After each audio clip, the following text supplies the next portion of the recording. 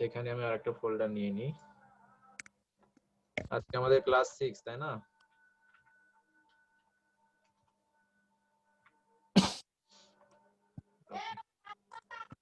তো এটা আমি ভিএস কোডে ওপেন করলাম।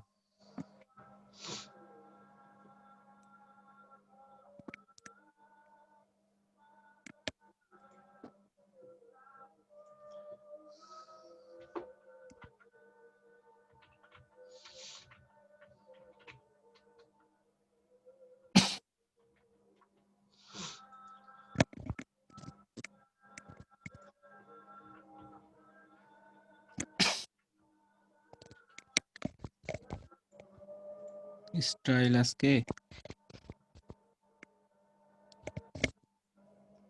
ওকে, তাহলে আমরা HTML5 এর নিয়ে নিলাম। আচ্ছা, এখানে আমি আজকে আরেকটা কথা বলি, সেটা হচ্ছে যে পাথ নিয়ে। হ্যাঁ, তো অনেক সময় আমরা দেখি যে এরকম দেওয়া থাকে। আমি যদি একটু কমেন্টের ভিতরে বলি যে আমাদের লিংক গুলা কেমন থাকে, https:// তারপরে হচ্ছে .com, ঠিক আছে, এরকম ভাবে থাকে। এখন এরপরে এটা হচ্ছে মূল যেটা, সেটা অর্থাৎ আমি যদি মনে করলাম যে আমার যে ফোল্ডারটা আছে যে ক্লাস 6, এটা হচ্ছে আমাদের রুট পয়েন্ট, তাহলে কি হবে, এই google.com বা আমার যে সাইটটা, সাপোজ আমি example.com দিলাম, তাহলে আমি সার্ভারে ওঠানোর পরে এটাকে আমি রুট ফোল্ডার করে রাখলাম ক্লাস 6, তাহলে অর্থাৎ example.com এইটাতে যখন ব্রাউজ করবে, যখন এটাতে ইউআরএল নিয়ে অ্যাড্রেস লিংকে রাখবে, মানে অ্যাড্রেস বক্সে রেখে যখন এখানে এন্টার দেবে, তখন এই ফোল্ডারে এসে সরাসরি সে ইনডেক্স ফাইলটাকে চিহ্নিত করবে। হ্যাঁ, এখন এরপরে আমার ভিতরে আরো ফাইল থাকতে পারে, সাপোজ আমি এখানে দিলাম হচ্ছে ফাইলস। ফাইলস এর ভিতরে আমি আরো কিছু রাখলাম, এখানে আমার ফাইল ডট এইচটিএমএল আছে। তো যদি আমি এরকম করতে যাই, তখন কি করবে, তখন এই ক্লাসের ভিতরে আসবে, আসার পরে দেখবে ফাইলস নামের কোনো ফোল্ডার আছে কিনা, যদি থাকে তার ভিতরে গিয়ে সে এই ফাইল ডট এইচটিএমএল টা সার্চ করবে।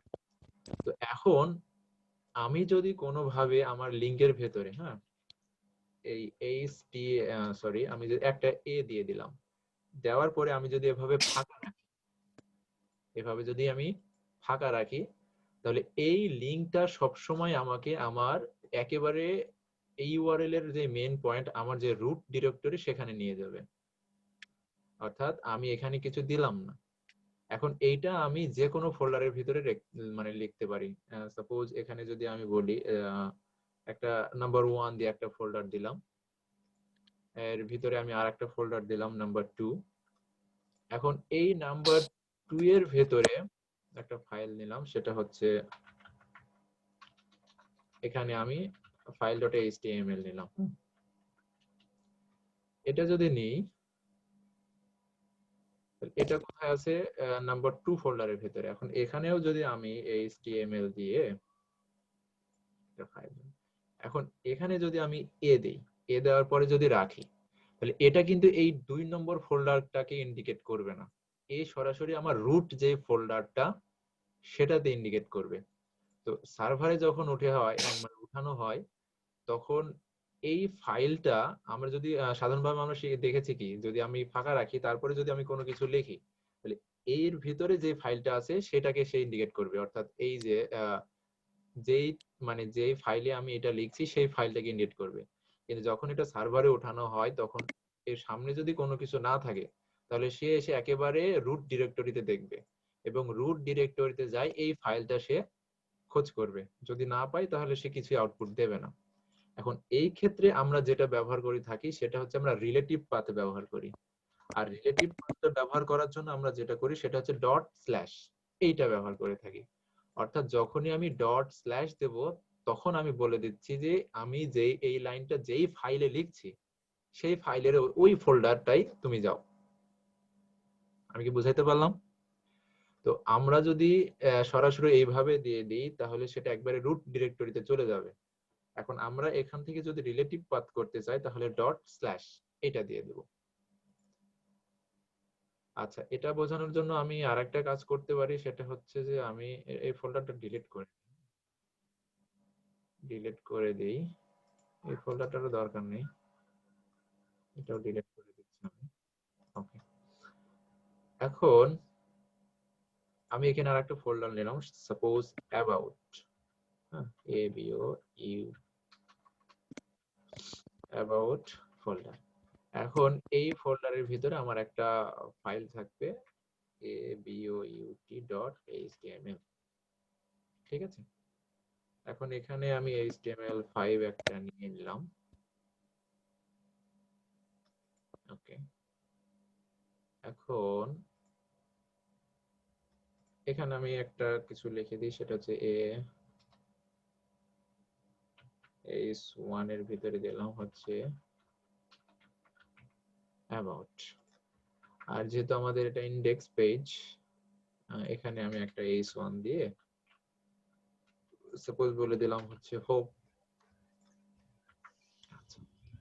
এখন এখান থেকে আমি যদি অ্যাবাউট পেজটাকে অ্যাক্সেস নিতে চাই, তাহলে এখান থেকে যদি আমি অ্যাবাউট বলে দেই, তাহলে সে কিন্তু এটাতে কাজ করবে। আচ্ছা, এবং এর পরে যদি আমি about.html দিই, সেটা কাজ করবে। আচ্ছা, দেখি আমরা একটু আউটপুটটা। ভাই আপনার সাথে কি কাজ করব এখন?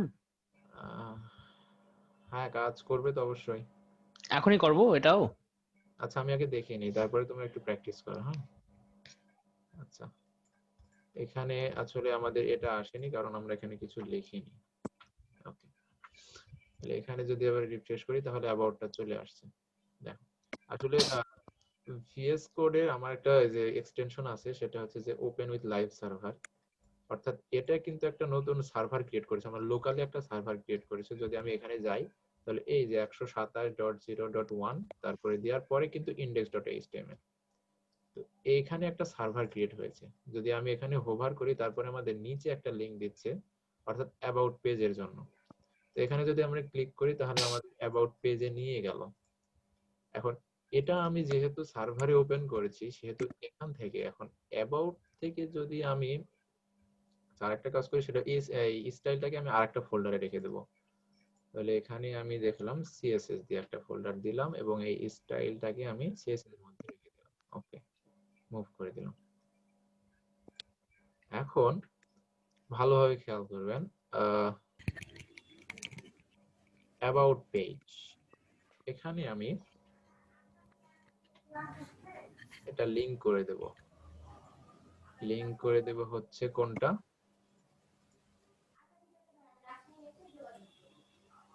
যদি আমি এভাবে এখানে লিখি যে এই ফোল্ডারের সাপেক্ষে এখান থেকে, তাহলে এখান থেকে কোথায় যাবে? সাপোজ সে আসলে এখানে ডট যদি দিয়ে দিই, তাহলে সে এভাবে কাজ করবে, এখানে সমস্যা হওয়ার কথা না। আচ্ছা,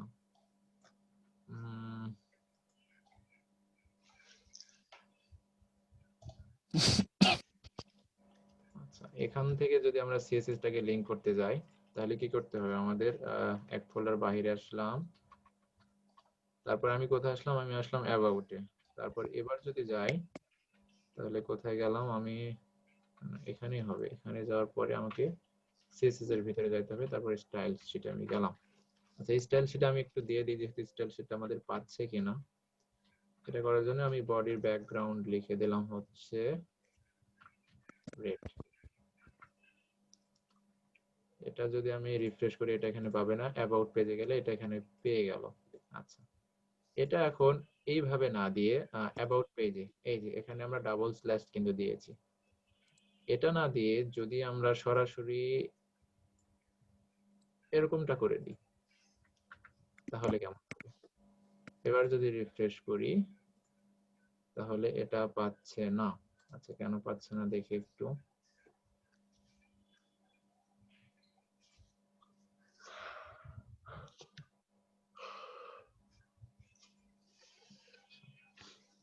অর্থাৎ এই ফোল্ডারের ভিতরে নাই, এইবার কাজ করবে আশা করি।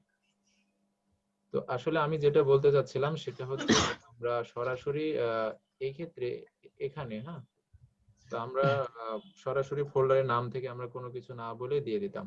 তো আমরা যখন সার্ভারে উঠাবো আমরা তখন এরকম একটা ডট দিয়ে দেব, তাহলে আমরা সহজে বুঝতে পারবো এটা দ্বারা আসলে রিলেটিভ পাথটাকে বোঝায়, তাহলে আমাদের কোনো সমস্যা হবে না। তো সরাসরি সেটা না লিখে আমরা ডট দিয়ে একটা ফরওয়ার্ড স্ল্যাশ দিব, ডট মানে হচ্ছে এই ফোল্ডারটাই। এভাবে করলেও কাজ করবে। আসলে আমার বলার মূল উদ্দেশ্যটা ছিল এটাই। এভাবে যদি দিই তাহলে তবুও আমাদের কাজ করবে। তো লোকালি হয়তো বা প্রবলেম হচ্ছে না, কিন্তু সার্ভারে উঠালে একটা সমস্যা দেখা দেয়, অনেক সময় ফাইলগুলো পাওয়া যায় না। তো আমরা এই জিনিসটা একটু মাথায় রাখবো। আর লোকালি হোক বা যেখানে হোক আমরা এভাবে দিলেও কাজ করবে, আমরা এভাবে দেওয়ারই চেষ্টা করব। ঠিক আছে, তো এটাই ছিল আসলে পাথটা নিয়ে একটু কথা বলার। আর আজকে আমরা শুরু করব, আজকে করার জন্য আমাদের এই অ্যাবাউট এর দরকার নেই, ডিলিট করে দিই। ঠিক আছে, আমি ক্লিন আপ করে নিই একটু, এরপরে আমি লিংক করে নিই সিএসএস টাকে।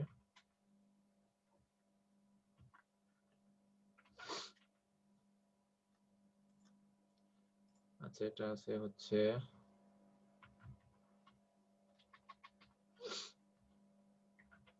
সিএসএস এর ভিতরে style.css। ওকে, এবার যদি রিফ্রেশ করি এবং আমাদের হোম পেজ, ব্যাকগ্রাউন্ডটা লাল হয়ে গেছে। ওকে, এটা আমরা তুলে দিই, এটা দরকার নেই। তো আমরা আসলে কত দূর পর্যন্ত করেছিলাম মনে আছে কি শামস মাহমুদ? ডিজাইন পর্যন্ত করেছিলাম। কত দূর? লগইন ওটা তো মনে নেই কত দূর, মনে হয় লিংক পর্যন্ত, লিংকে আজকে যাব। আচ্ছা,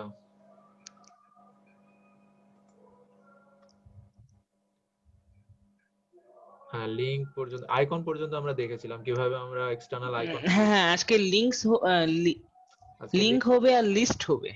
হ্যাঁ, হ্যাঁ, এটাই আজ হবে। আচ্ছা। একটু সাধারণভাবে যদি আমরা এখানে একটা লিংক দিয়ে দিই, আচ্ছা এখানে না, আমরা এইচটিএমএল ফাইলের ভিতরে একটা লিংক দেব।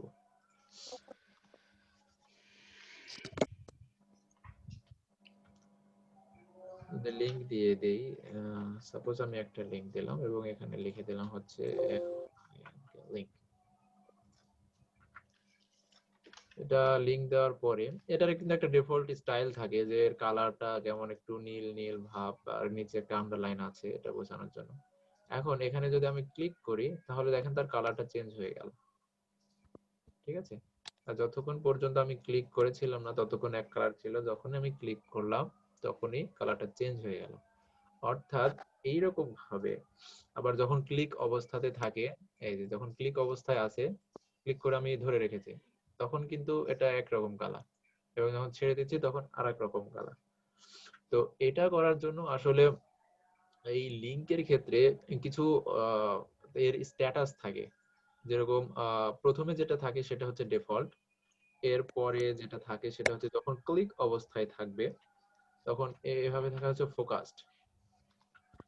ফোকাসড। তারপরে যখন আমি ক্লিক করলাম, ক্লিক করা হয়ে গেল এবং সেখান থেকে ভিজিট করে আবার চলে আসলাম, তাহলে এটার হবে হচ্ছে ভিজিটেড। তো এইরকম কিছু স্টেট থাকে। তো আমরা শুধু লিংকের প্রপার্টি যখন চেঞ্জ করব, ইচ্ছে করলে আমরা এই সবগুলো চেঞ্জ করতে পারি। তো প্রথমে আমরা জেনারেলটা চেঞ্জ করব, জেনারেলটা যেভাবে করতে হয় ওভাবে করে দেব। সাপোজ আমরা এ এর একটা ক্লাস দিয়ে দিই, হ্যাঁ, তাহলে আমাদের বুঝতে সুবিধা হবে। ক্লাস দিয়ে দিলাম মাই লিংক। তাহলে যদি আমরা মাই লিংক দিয়ে দিই, সবাই কাজ করবেন আজকে। এখন এই ক্লাসটাকে আমরা ধরি কিভাবে, ডট অপারেটর দিয়ে। এরপরে আমি লিখে দিলাম হচ্ছে মাই লিংক। আচ্ছা, প্রথমে যেটা আছে এটার একটু ফন্ট সাইজ আমরা বড় করে দেব। চলো, ফন্ট সাইজ বড় করতে হলে আমাদের কি করতে হয়, ফন্ট সাইজ এভাবে নিয়ে আমরা বড় করে দিলাম 25 পিক্সেল। তাহলে যদি সেভ, এটা একটু বড় হয়ে গেছে। এখন এর কালারটা আমরা চেঞ্জ করব, কালার। তাহলে কালারটা আমরা কেমন দেই, কালারটা আমরা ব্ল্যাক দেই, এরকম দেই। তাহলে ব্ল্যাক হয়েছে কি, হ্যাঁ ভাইয়া, হয়েছে। রেড দিই তাহলে বোঝা যাবে একটু যে হয়, তাহলে একটু হয়েছে। আচ্ছা, তারপর একটা আন্ডারলাইন আছে, আমরা চাচ্ছি না যে ওইটা আন্ডারলাইনটা থাকুক। তাহলে আন্ডারলাইন হটানোর জন্য কি যেন প্রপার্টি ছিল, মনে আছে? টেক্সট ডেকোরেশন মনে হয়। হ্যাঁ, আমাদের ছিল টেক্সট ডেকোরেশন। টেক্সট ডেকোরেশন আমরা নাম করে দেব। তাহলে নিচে আন্ডারলাইনটা আমাদের চলে গেছে। এখন আরেকটা কাজ আমরা করতে পারি, সেটা হচ্ছে একটা বাটনের মতো একটু ডিজাইন করে ফেলতে পারি।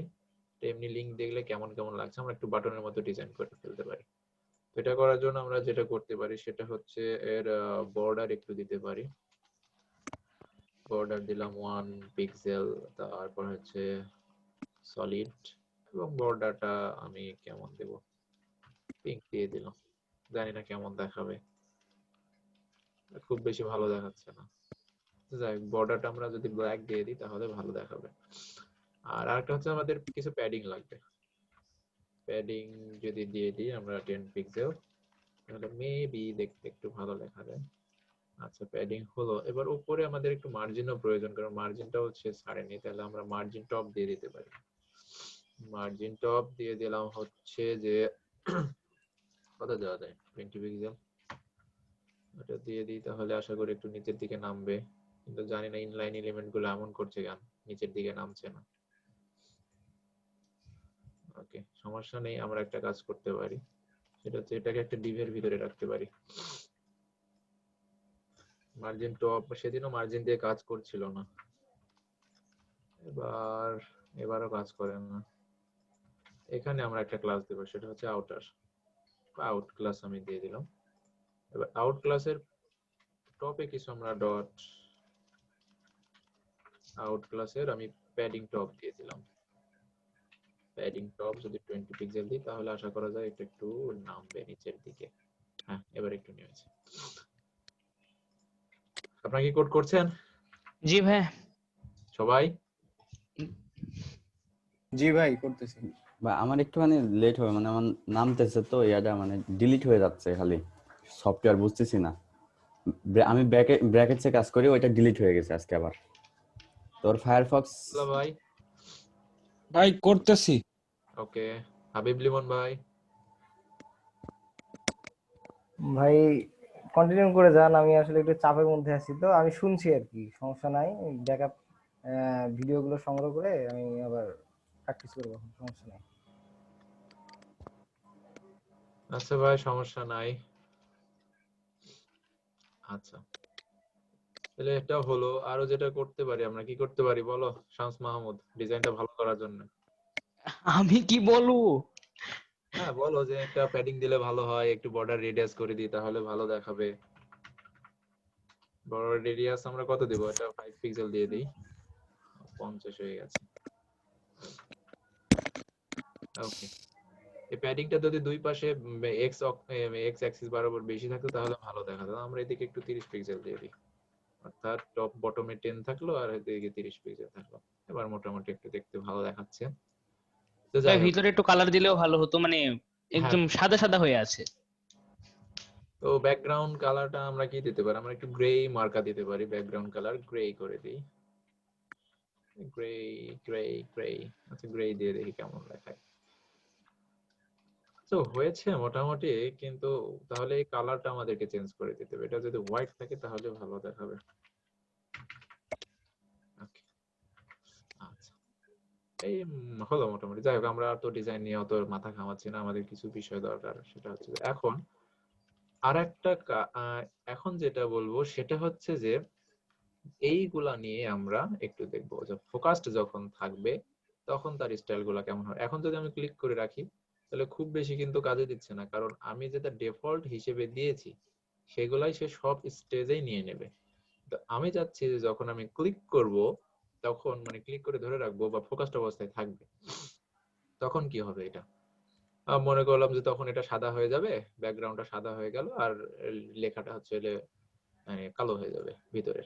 এটা করার জন্য আমরা যেটা করব সেটা হচ্ছে ডট মাই লিংক আমি দিয়ে দেব, এবং এরপরে আমাদেরকে যেটা ব্যবহার করতে হবে, যেটা গত লগইন ফর্ম ডিজাইন করার সময় আমরা দেখেছিলাম, যে ইনপুটের ক্ষেত্রে আমরা যখন দিলাম ফোকাসটা, তো আসলে সেটাই দিতে হবে, অর্থাৎ কোলন দিয়ে ফোকাস, ফোকাস দিয়ে দিলাম। এরপরে যেগুলো আমার দরকার সেগুলো আমি করব। আমার এখানে ব্যাকগ্রাউন্ড কালারটা চেঞ্জ করা দরকার। ব্যাকগ্রাউন্ড কালারটা আমি হাইড করে দেব, এবং কালারটা আমার চেঞ্জ করা দরকার, কালারটা হচ্ছে ব্ল্যাক হয়ে যাবে। ওকে, এবার যদি দেখি কেন এমন হলো,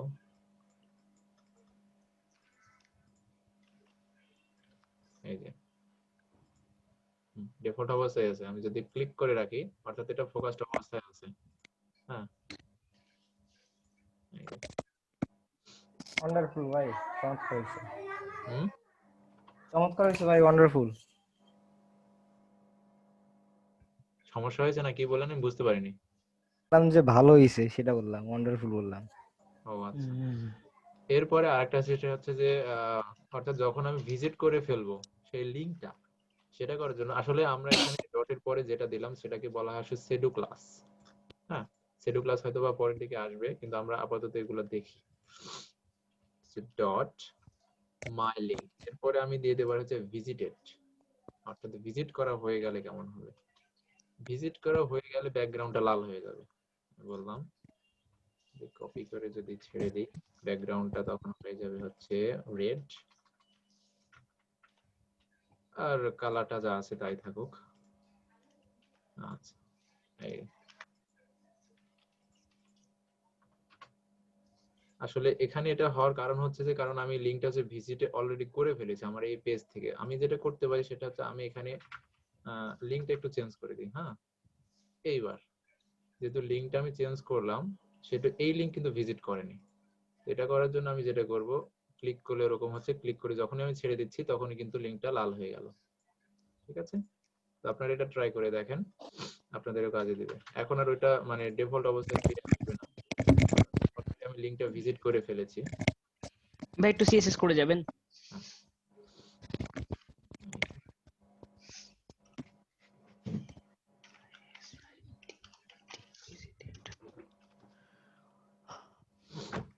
হয়েছে ভাইয়া। ওয়েট ভাই, কাজ করছে আপনাদের? ভাই একটু ভাই। ইমরান ভাই, ওকে, হ্যাঁ এখানে কি যে কোনো কালার কোড ইউজ করা যাবে তো, তাই না? হ্যাঁ হ্যাঁ হ্যাঁ, যে কোনো কালার আপনি ইউজ করতে পারবেন, আমি নাম দিয়ে করছি মানে বোঝার সুবিধা। ভাইয়া একটা আচ্ছা আচ্ছা। ভাইয়া ভাইয়া একটা কথা ছিল, কি বলেন? মানে আমি এখন করতে পারতেছি না, তো হচ্ছে হলো কি আমাকে একটা জিনিস দেখাই দিতে ভালো হতো। এই যে আপনি যে ব্রাউজারের ডকুমেন্টটা অন করছেন না, এটা কিভাবে? আমার এখানে বিদ্যুৎ চলে গেল, তো আমি ফোনে দেখতেছি এমবি অন করে। ও আচ্ছা, এটা আপনি যে ফোল্ডারে আপনার এইচটিএমএল কোডটা রাখবেন, হ্যাঁ, জি ভাইয়া। সেই ফোল্ডারে যাবেন, যাওয়ার পরে যে এইচটিএমএল কোডটা আপনি রান করছেন সেটা এভাবে ডাবল ক্লিক করবেন, তাহলে আপনার ডিফল্ট ব্রাউজারে ওপেন হয়ে যাবে। ঠিক জি আছে, ভাইয়া, জি ধন্যবাদ। আমি বিদ্যুৎটা তো এই মুহূর্তে চলে গেল, তো আমি বুঝতে কাজ করতে পারতেছি না।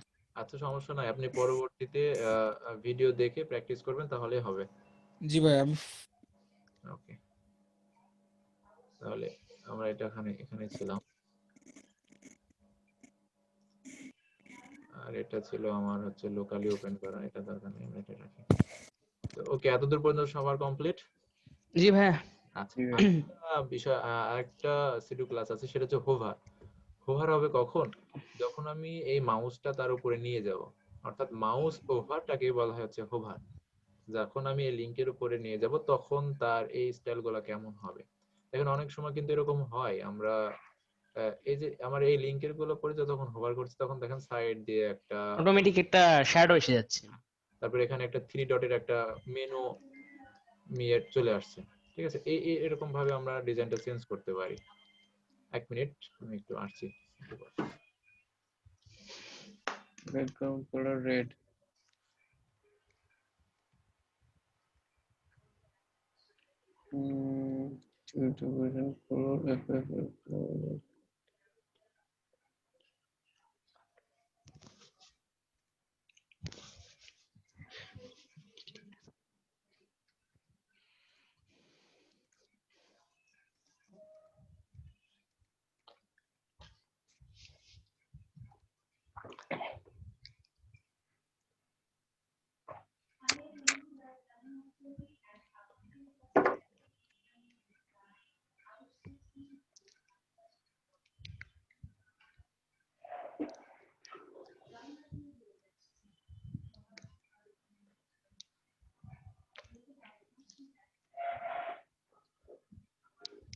ওকে, তাহলে এটা করার জন্য আমরা যেটা করতে পারি সেটার জন্য আমাদের আরেকটা সেডু ক্লাস আছে, সেটা হচ্ছে হোভার, অর্থাৎ ডট মাই লিঙ্ক, এরপরে আমরা কোলন দিয়ে হোভারটা লিখে দিতে পারি। hover। এরপরে আমরা এখানে সেটা দেখবো যে কি হবে। হোভার হলে আমরা মনে করলাম যে এর একটা মানে ব্যাকগ্রাউন্ডের কালার আসবে, মানে একটা শ্যাডো আসবে, তাহলে আমরা এখানে বলে দিতে পারি হচ্ছে বক্স শ্যাডো। শ্যাডোর জন্য ছিল বক্স শ্যাডো। সেটা হচ্ছে যে এক্স অক্ষ থেকে কতটুকু সে সরে যাবে, অর্থাৎ এক্স অক্ষ বরাবর সে সরবে হচ্ছে যে 5 পিক্সেল শ্যাডোটা, ওয়াই অক্ষ বরাবর নিচের দিকে কতটুকু নামবে 5 পিক্সেল, এবং সেটা ছড়িয়ে পড়বে কত দূর সেটা হচ্ছে আমরা বলে দিলাম হচ্ছে 15 পিক্সেল। এবং এর কালারটা কেমন হবে, এর কালারটা হবে হচ্ছে ব্ল্যাক। এটা দিয়ে আমি যদি সেভ করি এবং এবার যদি এটা রিফ্রেশ করি, এই যে শ্যাডোটা আসছে না? হ্যালো, হ্যাঁ ভাই। আচ্ছা এখন ভাই ওই যে এক্স অক্ষ আর ওয়াই অক্ষর বিষয় একটু ক্লিয়ার করে দিলে সবার জন্য আর একটু ভালো হতো মনে হয়। আচ্ছা ঠিক আছে, দেখেন আমি যদি এখানে 0 0 দিয়ে দিই, এখানে 0 দিলাম, এখানে 0 দিলাম, আর আমি এটাও 0 দিলাম, অর্থাৎ সব 0 0 0 থাকবে, তাহলে কেমন দেখাবে? রিফ্রেশ করি, তাহলে শ্যাডো আসছে কিন্তু দেখা যাচ্ছে না। এখন আমি বললাম যে এই যে এখান থেকে আসলে এক্স অক্ষ, এক্স অক্ষ এখান থেকে এই দিকে, আর ওয়াই অক্ষ এখান থেকে এই নিচের দিকে। তা আমি বললাম যে শ্যাডোটা আমার একেবারে নিচে থাকবে না, অর্থাৎ এখান থেকে শুরু হয়ে শ্যাডোটা কিন্তু এখানেই শেষ হয়ে গেছে। তা আমি চাচ্ছি যে শ্যাডোটা একটু বাহিরের দিকে চলে আসুক, অর্থাৎ এখান থেকে যদি এইদিকে সরে তবেই তো এখান থেকে বাইরের দিকে আসবে। তো এটা করার জন্য আমি বলে দিলাম যে 10 পিক্সেল সে এক্স অক্ষ বরাবর সরে যাবে।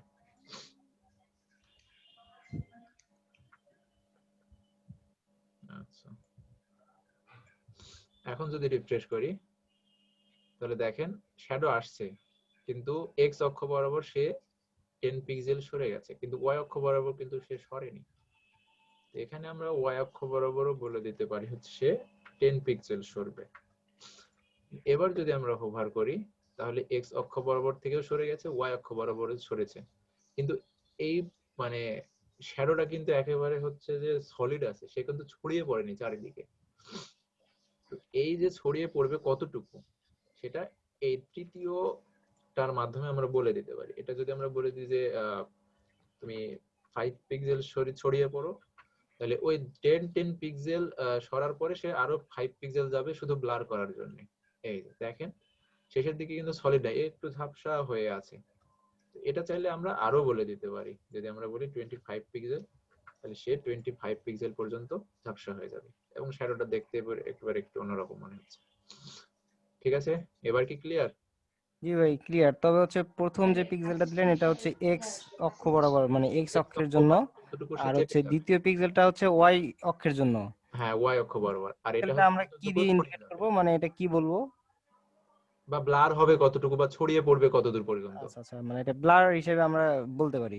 হ্যাঁ, আচ্ছা এখন ক্লিয়ার। এখানে আরেকটা আমরা ব্যবহার করছি যে আমি যখন হোভার করছি সাথে সাথে কিন্তু শ্যাডোটা আসছে, তাই না? তো এটাকে আমরা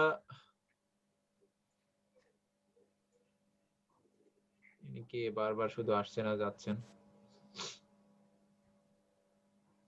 আচ্ছা, এখন এই যে আমি হোভার করার সাথে সাথে কিন্তু শ্যাডোটা আসছে, তো আমরা চাচ্ছি যে একটু পরে যদি ধীর গতিতে আসতো তাহলে ভালো দেখাতো। তো এটা করার জন্য আমরা যে আরেকটা প্রপার্টি আছে সেটা হচ্ছে যে সেটা আমাদেরকে মূল ক্লাসের ভিতরে দিয়ে দিতে হবে।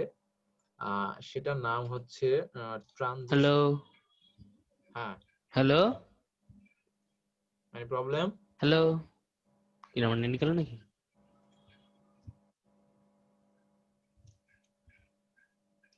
হ্যালো শামস, আমাকে শোনা যাচ্ছে? সবাই শুনতে পাচ্ছেন?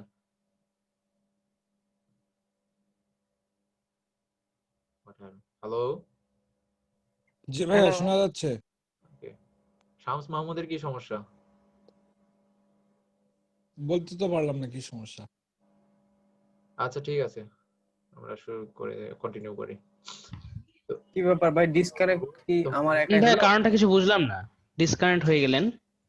সেটাই তো আমিও তো বুঝতেছি না। যাই হোক, টেকনিক্যাল ফল্ট হয়তো বা সবারই হয়ে গেছিল, আমারও হয়ে গেছিল। ও আচ্ছা। আচ্ছা, সমস্যা নাই। তাহলে এখানে আমরা ট্রানজিশনটা দিলাম, ট্রানজিশন প্রপার্টি। এরপরে আমি বলে দিচ্ছি যে কোনটা ট্রানজিশন করবে। তাহলে দেখেন এখানে আমি কিন্তু বক্স শ্যাডোটা নিচ্ছি, ঠিক আছে? তাহলে আমরা বলে দিব হচ্ছে ট্রানজিশন করো তুমি বক্স শ্যাডোটাকে, বক্স শ্যাডো। এরপরে আমি বলে দিব যে কত সেকেন্ড, আমি বলে দিলাম 0.8 সেকেন্ড। হ্যাঁ, আশা করি কাজ করবে, দেখা যাক কি হয়। এই যে, তাহলে কিন্তু কাজ হচ্ছে না, এবার আসতে কিন্তু একটু দেরি হচ্ছে। হ্যালো হ্যাঁ, ভাইয়া, মিনিট উল্লেখ করলে কি মিনিটটাও কাজ করবে? না আসলে এখানে সেকেন্ড আর মিলি সেকেন্ডটা কাজ হয়। হ্যাঁ, যদি তুমি এমএস টা দিয়ে দাও তাহলে সেটা মিলি সেকেন্ড, আর শুধু এস টা দিয়ে দিলে সেকেন্ড। আমি যদি এখানে 8 সেকেন্ড দিয়ে দিই তাহলে কেমন হবে? খুবই ধীর গতিতে আসবে। ওই যে আসতেছে, আস্তে আস্তে আস্তে আস্তে 8 সেকেন্ডে সে পুরোটা শ্যাডোটা নেবে। এত আসলে ডিলে তো আমরা করি না। তো আমরা আসলে 1 সেকেন্ডের কিছু সময় কম দিয়ে দিই। আমি সাপোজ দিয়ে দিলাম 0.8, একটু ভালো দেখায় আর কি, এরকম। তো ধূপধাপ করে না আসে, যদি এভাবে স্মুথলি আসে তাহলে দেখতে একটু ভালো দেখায়। আচ্ছা, এইভাবে আমরা এটা ব্যবহার করতে পারি। অর্থাৎ ট্রানজিশনটা আমাদের যে যে প্রপার্টির জন্য দরকার সেই সেই প্রপার্টিটার নাম আমরা লিখে দেব। ট্রানজিশন চাচ্ছি বক্স শ্যাডোর জন্য। এখন এখানে সাপোজ এটা আসার পরে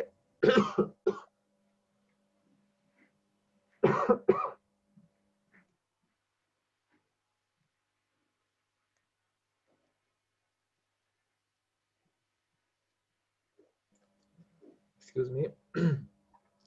তো এখন এখানে যদি আমরা আরো কালারটাও চেঞ্জ করতে চাই, কালারটা আমার ব্ল্যাক হয়ে যাবে। সরি, কালারটা ব্ল্যাক হয়ে গেল। তাহলে কি হবে? তাহলে এখানে কালারটা কিন্তু হুট করে হয়ে যাচ্ছে, আর পিছনে হচ্ছে যে শ্যাডোটা সেটা আসতে একটু দেরি হচ্ছে। তো এরকম ভাবে যদি আমরা বলতে চাই তাহলে এখানে আমরা কমা দিয়ে আমরা আবার বলে দিতে পারি আমাদের কালারটা আসতে কত দেরি হবে। এটাও 0.2 বা শুধু এত সেকেন্ড হবে। এবার যদি দেই তাহলে আশা করি কাজ করবে। হ্যাঁ, আরো যদি বেশি দিয়ে দিই তাহলে আশা করি একসাথে সেভাবে কাজ করছে। তো এভাবেও আমরা ব্যবহার করতে পারি। আর আরেক ভাবে ব্যবহার করতে পারি, সেটা হচ্ছে এটা না করে আমরা সরাসরি ট্রানজিশন লিখে দিতে পারি। যখন আমরা সরাসরি ট্রানজিশন লিখে শুধু টাইমটা দিয়ে দেব তাহলে সেটা সকল প্রপার্টির জন্য কাজ করবে। এরকম ভাবে আমাদের আলাদা আলাদা করে প্রপার্টিটা লিখে দিতে হবে না। তো ট্রানজিশনটা যদি আমরা এভাবে দিয়ে দিই তাহলে সে সকল প্রপার্টির জন্য কাজ করবে। এখানে বক্স শ্যাডো এবং কালার দুইটার জন্যই কাজ করবে। যদি দিয়ে দিই, হ্যাঁ, একইভাবে সেটা কাজ করছে। ঠিক আছে? তো এই তো মূলত লিংকের ভিতরে আমরা এভাবে সেডু ক্লাস ব্যবহার করে, অর্থাৎ ফোকাস, ভিজিটেড এবং হোভার, এইভাবে করে আমরা ব্যবহার করতে পারি। শুধু লিংকের ক্ষেত্রেও না, অন্য কিছু যে কোনো কিছুতে কিন্তু আমরা হোভারটা দিতে পারি।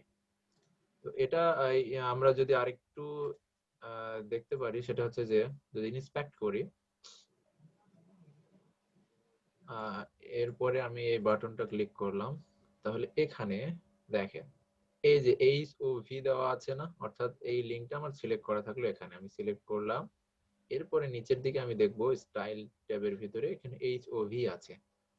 এখানে যদি আমরা ইউজ করি তাহলে দেখা যাবে যে আমার কতগুলো স্টেট আছে। এখানে অ্যাক্টিভ স্টেট আছে, হোভার স্টেট আছে, ভিজিটেড স্টেট আছে, ফোকাস, ভিজিবিলিটি, এই কয়টা স্টেট আছে। এখন আমি হোভারের জন্য স্টাইল করেছি না, এখন এখানে যদি আমি ক্লিক করি তাহলে হোভারে যে স্টাইলটা সেটা আমি দেখতে পেলাম। আনচেক করে দিই তাহলে যেটা ডিফল্ট সেটা।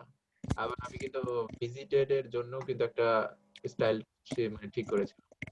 ভাইয়া, জি, এটা আসলে আমি একটু ভিজিটেডটাই আছে, অ্যাক্টিভটা দেখাচ্ছে না। আমি একটু 10 মিনিটের জন্য একটু লিভ নিচ্ছি। ওকে, তো এভাবে আমরা এখানে এসে চেক করতে পারি আসলে।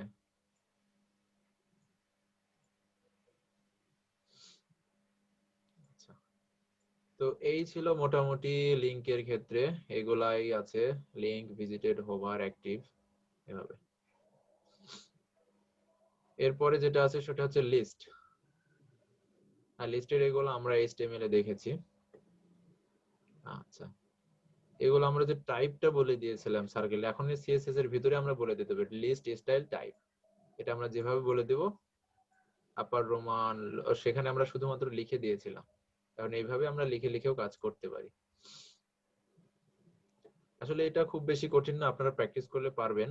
আমি একটু স্কিপ করে যাই যেহেতু আমাদের একটু দ্রুত আগাইতে হবে। হ্যাঁ, এটা কি দেখানোর প্রয়োজন আছে? না, দরকার নেই ভাই।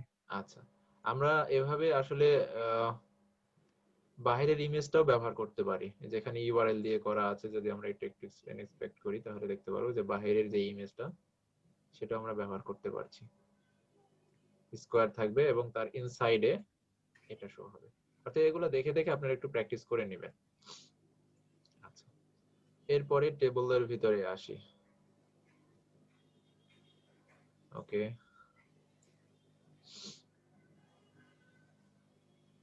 টেবলটা নিয়ে আমরা একটু ট্রাই করতে পারি। এটা করার জন্য আমরা এগুলো কমেন্ট করে দিই, আপাতত এগুলো আমাদের লাগবে না। এখন HTML এ আমি একটা টেবল নিয়ে নিই। যে এখান থেকে এদের যে টেবলটা আছে সেটা আমি কপি করে নিই।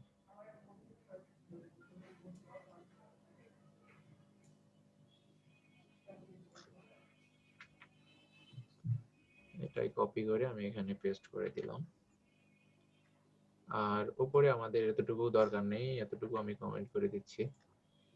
হ্যালো ভাই। আসলে একটু ঠান্ডা লেগে গেছে তো। হ্যালো। আচ্ছা, এই তো মোটামুটি ছিল। আমরা যদি এমনিতেই ডিফল্ট ভাবে আমাদের আউটপুটটা দেখি তাহলে এরকম দেখা গেল। এখন এটার যদি আমরা বর্ডার দিতে চাইতাম তাহলে আমাদের কি ছিল জানো? বর্ডার আমরা 1 দিয়ে দিলাম। এটা যদি দিয়ে দেই তাহলে কাজ করবে। বর্ডার চলে আসছে। আসলে এখানে আমার বর্ডারটা দেখেন কেমন লাল হয়ে গেছে। অন্যান্য অ্যাট্রিবিউট আইডি যেরকম আছে, কিন্তু বর্ডারটা কেমন লাল হয়ে গেছে। আসলে বর্ডার অ্যাট্রিবিউটটা HTML5 টা সাপোর্ট করে না। যদি ব্রাউজার কোনো কমপ্লেইন করবে না, কিন্তু HTML এর স্ট্যান্ডার্ড আসলে এইভাবে দেওয়া না। তো এটা আসলে আমরা CSS দিয়ে দিতে পারি। তো CSS দিয়ে দেওয়ার জন্য সেগুলো কমেন্ট হয়নি, এটা আমি তুলে দিই তাহলে কমেন্ট হয়ে যাবে। ওকে, হ্যালো। হ্যাঁ হ্যাঁ ভাই, এই যে কোড গুলো যে করতেছেন এগুলো যে আপনার মানে সাবলাইম টেক্সটে একটা কোড দেখলাম, আবার হচ্ছে নোটপ্যাড প্লাস প্লাসে কোড গুলো করলে ভালো হইতো মনে হয়। বা আসলে টেক্সট এডিটর তো কোনো মানে ব্যাপার না। বিষয় না, ঠিক আছে, কিন্তু এই আপনার হচ্ছে যে সাবলাইম টেক্সট বা এই যে এটাতে যেটাতে করতেছেন এগুলাতে কোড গুলো জেনারেট করতেছে, যার জন্য একটু প্রবলেম মনে হচ্ছে। কিছু কোড অটো জেনারেট করতেছে। আচ্ছা, মানে সাজেশন দিছে, এটাই তো বলতে চাচ্ছেন? হ্যাঁ হ্যাঁ হ্যাঁ, আমি সেটাই বলতেছি। আচ্ছা, আসলে যার সাজেশন জন্য মনে হচ্ছে যে আপনারটা বা আমি নোটপ্যাড প্লাস প্লাসে করতেছি, আমারটা মনে হচ্ছে কেমন একটু আলাদা আসলে মানে সমস্যার মতো হচ্ছে। প্রাথমিক পর্যায়ে আপনারা নোটপ্যাড প্লাস প্লাসে করতে পারেন, কিন্তু যখন আমরা বড় ধরনের কোনো প্রজেক্ট করতে যাব, হ্যাঁ, তখন অবশ্যই আমাদের সাজেশন মানে প্রয়োজন হবে। কারণ আমরা এই টেবল গোটাটা মানে সবগুলা যদি সব সেমিকলন গুলো একসাথে একসাথে করতে যাই না, অনেক সময়ের ব্যাপার। এই কারণে আমরা যেটা ব্যবহার করি সেটা হচ্ছে আইডিই। আর আসলে আইডিইটার মানে সাপোর্টটাই এটা যে সে আমাকে সাজেশন দিবে। কারণ অনেক সময় সবকিছু কিন্তু মাথার ভিতরে থাকে না। আর আমরা যদি এভাবে প্লেন টেক্সটে আমরা কোড করতে যাই তাহলে ইরর শো হবে, অনেক ইরর থাকবে। আর এই কারণে আসলে সবাই এরকম আইডিটা ব্যবহার করে। তো প্রাথমিক পর্যায়ে আপনি যদি চান যে আপনি নোটপ্যাড ইউজ করতে পারবেন, কোনো সমস্যা নেই, করতে পারেন এবং করাটা আসলে বেটার। আর যেহেতু এখানে আর খুব বেশি যে সাজেশন দিচ্ছে তাও কিন্তু না, আর কোড কিন্তু করে দেওয়া হচ্ছে। তো আপনি প্র্যাকটিস করতে পারেন, কিন্তু পরবর্তীতে একসময় আপনি এটার অবশ্যই মানে উপকারিতা বুঝবেন। কারণ নোটপ্যাড আচ্ছা বা আচ্ছা। নোটপ্যাড প্লাস প্লাসে করতে গেলে আপনি অনেক ঝামেলার ভিতরে পড়বেন। তো মূলত আমরা প্রথম থেকে সাবলাইম অথবা VS কোড এটা দিয়েই শুরু করি, সব ক্ষেত্রেই তাই। তবে একটা জিনিস সুবিধা আছে, আপনার ওই যে ফায়ারবাগের মতো একটা সুবিধা পাওয়া যাচ্ছে। হ্যাঁ, তো এটাই। আচ্ছা, আহ, আচ্ছা, আপনি কি কথা বললেন এটা? হ্যালো, আলম ভাই হ্যাঁ, আমাকে বলছেন ভাই? ও আচ্ছা, আপনি কি এর আগে ক্লাস করেছেন? আহ, মানে এই আপনার সাথে? হ্যাঁ হ্যাঁ হ্যাঁ। হ্যাঁ আমি ক্লাসে অ্যাটেন্ড করছি, কিন্তু এই যে মানে এখানে নেট প্রবলেমের জন্য মানে সম্পূর্ণ ক্লাস করতে পারিনি। ও আচ্ছা আচ্ছা, ঠিক আছে, সমস্যা নাই। আপনি যদি নোটপ্যাড অথবা নোটপ্যাড প্লাস প্লাস ইউজ করতে চান, কোনো সমস্যা নাই। তবে আপনি ইউজ করতে গেলেই বুঝবেন আসলে কোনটা সহজ বা কোনটা কঠিন হয়ে যাবে। আসলে আমরা চাচ্ছি যে সহজভাবে কিভাবে কাজ করা যায়, ঠিক আছে? তো যাই হোক, এটা আমরা দিয়ে দিলাম তো বর্ডার। এখন এইটা আমরা এভাবে দেব না, আসলে এটা না দিয়ে আমরা সরাসরি আমরা সিএসএস দিয়েই দিয়ে দেব যা কিছু প্রয়োজন হয়। এখানে আইডি, আচ্ছা আইডি যেহেতু দিয়েছি আমরা আইডি দিয়ে কাজগুলো করি। তো এখানে নিচের দিকে আইডি ধরার জন্য আমরা যেটা করি সেটা হচ্ছে কোনটা, হ্যাশ। হ্যাঁ হ্যাশ। ওকে, তারপরে আইডির নাম, আইডির নাম ছিল হচ্ছে কাস্টমার্স, তাই না? এটা আমি কপি করে এখানে পেস্ট করে দেবো, কোনো ধরনের টাইপো হলে আবার ঝামেলা হবে। আচ্ছা, কাস্টমার্স। এখন প্রথমেই কাস্টমার্সটা কি? কাস্টমার্স হচ্ছে একটা টেবল, অর্থাৎ এই যে পুরো টেবলটা হচ্ছে কাস্টমার্স। তো এটা আপাতত কোনো বর্ডার নাই। এখন আমি যদি স্টাইলের ভিতরে এখানে বর্ডার দিয়ে দিই, বর্ডার দিয়ে দিলাম 1 পিক্সেল, আশা করি কাজ করবে, কিন্তু কাজ করেনি, আই ডোন্ট নো কেন।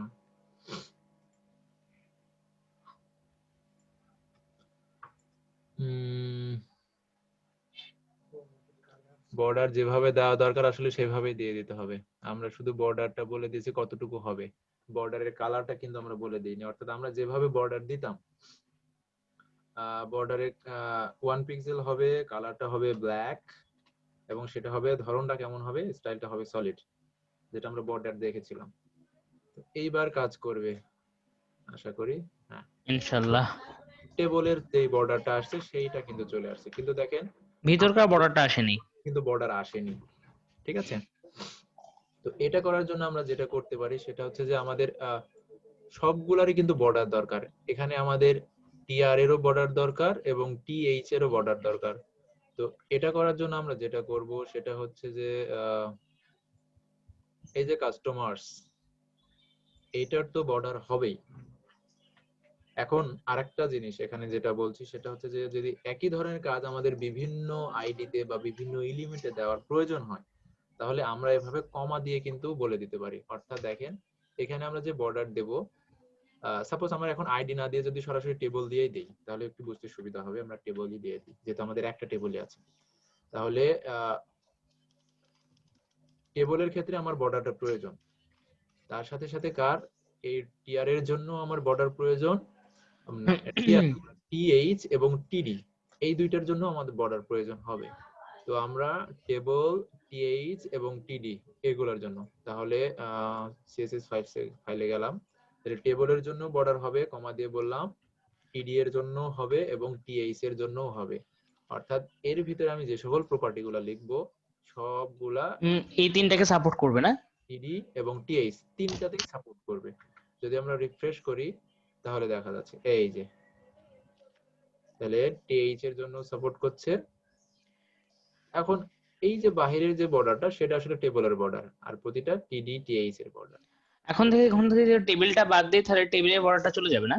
হ্যাঁ, এখান থেকে যদি আমরা টেবিলটা কেটে দেই তাহলে বাইরে যে বর্ডারটা আছে সেটা আমরা দেখতে পাবো না। এই টেবিলের বর্ডারটা চলে গেছে, শুধুমাত্র টিডি আর টিএইচ এর বর্ডার গুলো আমরা দেখতে পাচ্ছি। আচ্ছা, এরপর আমি এখানে দিয়ে দিলাম। আচ্ছা, এই তো।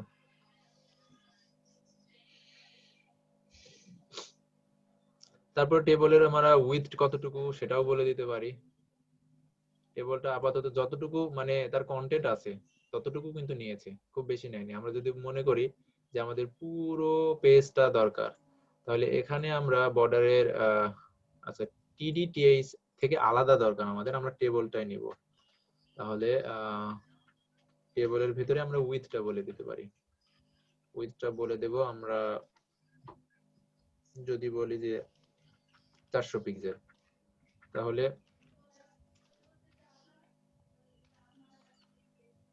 উইথ 400 পিক্সেল নিয়েছে। আচ্ছা, 400 পিক্সেলে বোঝা যাচ্ছে না কারণ ডিফল্টটাই মেবি এতটুকুই ছিল। আমরা আরেকটু বাড়িয়ে দিই, আমরা 800 পিক্সেল করে দিই, তাহলে পার্থক্যটুকু বুঝতে বোঝা যাবে। এই বড় হয়ে গেছে। এখন যদি আমরা পুরোটা চাই তাহলে এখানে তাহলে আমরা পার্সেন্ট হ্যাঁ পার্সেন্ট দিয়ে বলতে পারি, কারণ আমরা তো জানি না। আমরা এখন আমি আমার যে স্ক্রিনটা আছে সেটার আমি উইথটা পাবো, কারণ এটা হচ্ছে 1366 বা 67 এরকম কিছু একটা পিক্সেল, কিন্তু এটা স্ক্রিন ভেদে ভ্যারি করবে। তাহলে আমি সবসময় কিন্তু পাবো না যে কত পিক্সেল হবে। তো এটা করার জন্য আমি সাধারণভাবে পার্সেন্টটা বলে দিতে পারি, অর্থাৎ 100% নিয়ে নাও। তাহলে যেটার যতটুকু স্ক্রিন আছে তার উইথ অনুসারে সে নিয়ে নেবে, সে পুরোটা নিয়ে নিয়েছে। তো এইভাবে দেখেন এখানে বর্ডারের ভিতরে কিন্তু একটা ফাঁকা আছে, এক বর্ডার থেকে আরেক বর্ডার, আরেক বর্ডার ফাঁকা আছে। তো এটা দূর করার জন্য আমাদের আরেকটা প্রপার্টি আসে, সেটা হচ্ছে বর্ডার কলাপস। বর্ডার কলাপস আমরা কলাপস করে দিলাম। যদি বর্ডার কলাপস করে দিই তাহলে একটার সাথে আরেকটা লেগে গেছে। ঠিক আছে, এখন আর মাঝখানে ফাঁকা ফাঁকা নাই। তো এইভাবে আমরা করতে পারি। তো আর কি কি আছে? বর্ডার কলাপস দেখলাম। আচ্ছা, এরপরে হচ্ছে টেবল সাইজ। ওকে, টেবল সাইজ 100% 70 পেজের, এটা আমি দেখিয়ে দিলাম আপাতত। এরপরে হচ্ছে অ্যালাইনমেন্ট। অ্যালাইনমেন্টের ভিতরে কি আছে? Text align. আচ্ছা, এখন এই যে এই টিডি গুলার যদি টেক্সট অ্যালাইন আমরা সেন্টার করতে যাই, তাহলে আলাদাভাবে আমরা ওই দেখেন উপরে যেটা আছে এই যে কোম্পানি, কন্ট্যাক্ট এবং কান্ট্রি, এটা কিন্তু টিএইচ অর্থাৎ টেবল হেডিং। তাহলে আর নিচের দিকে যেগুলো আছে সেটা কিন্তু টিডি। এখন টিডি এর গুলো যদি আমরা মাঝখানে নিতে চাই তাহলে আমাদের টিডি নিয়ে টেক্সট অ্যালাইন সেন্টার করে দেব। টিডি তার টেক্সট অ্যালাইন কি করতে হবে? সেন্টার। সেন্টার। আমরা সেন্টার করে দিলাম, তাহলে কিন্তু সেন্টারে চলে আসলো। এরপর দেখেন একটু আরেকটা আছে, সেটা হচ্ছে এক এক কলামের সাইজ কিন্তু এক এক রকম। এটা একটু বড়, এটা তারপর ছোট, এটা তারপরে ছোট। এটা আমরা একরকম করে দিতে পারি। তো এটা করার জন্য আচ্ছা ওটা পরে দেখি। আরেকটা আছে, সেটা হচ্ছে ভার্টিক্যাল অ্যালাইন। এটা কার আওয়াজ ছিল? হ্যালো, হ্যালো হ্যালো ভাইয়া, শুনতে পাচ্ছেন? হ্যাঁ শোনা যায়। ও, আর যে ছিল মাইক্রোফোনের আওয়াজ। হ্যাঁ।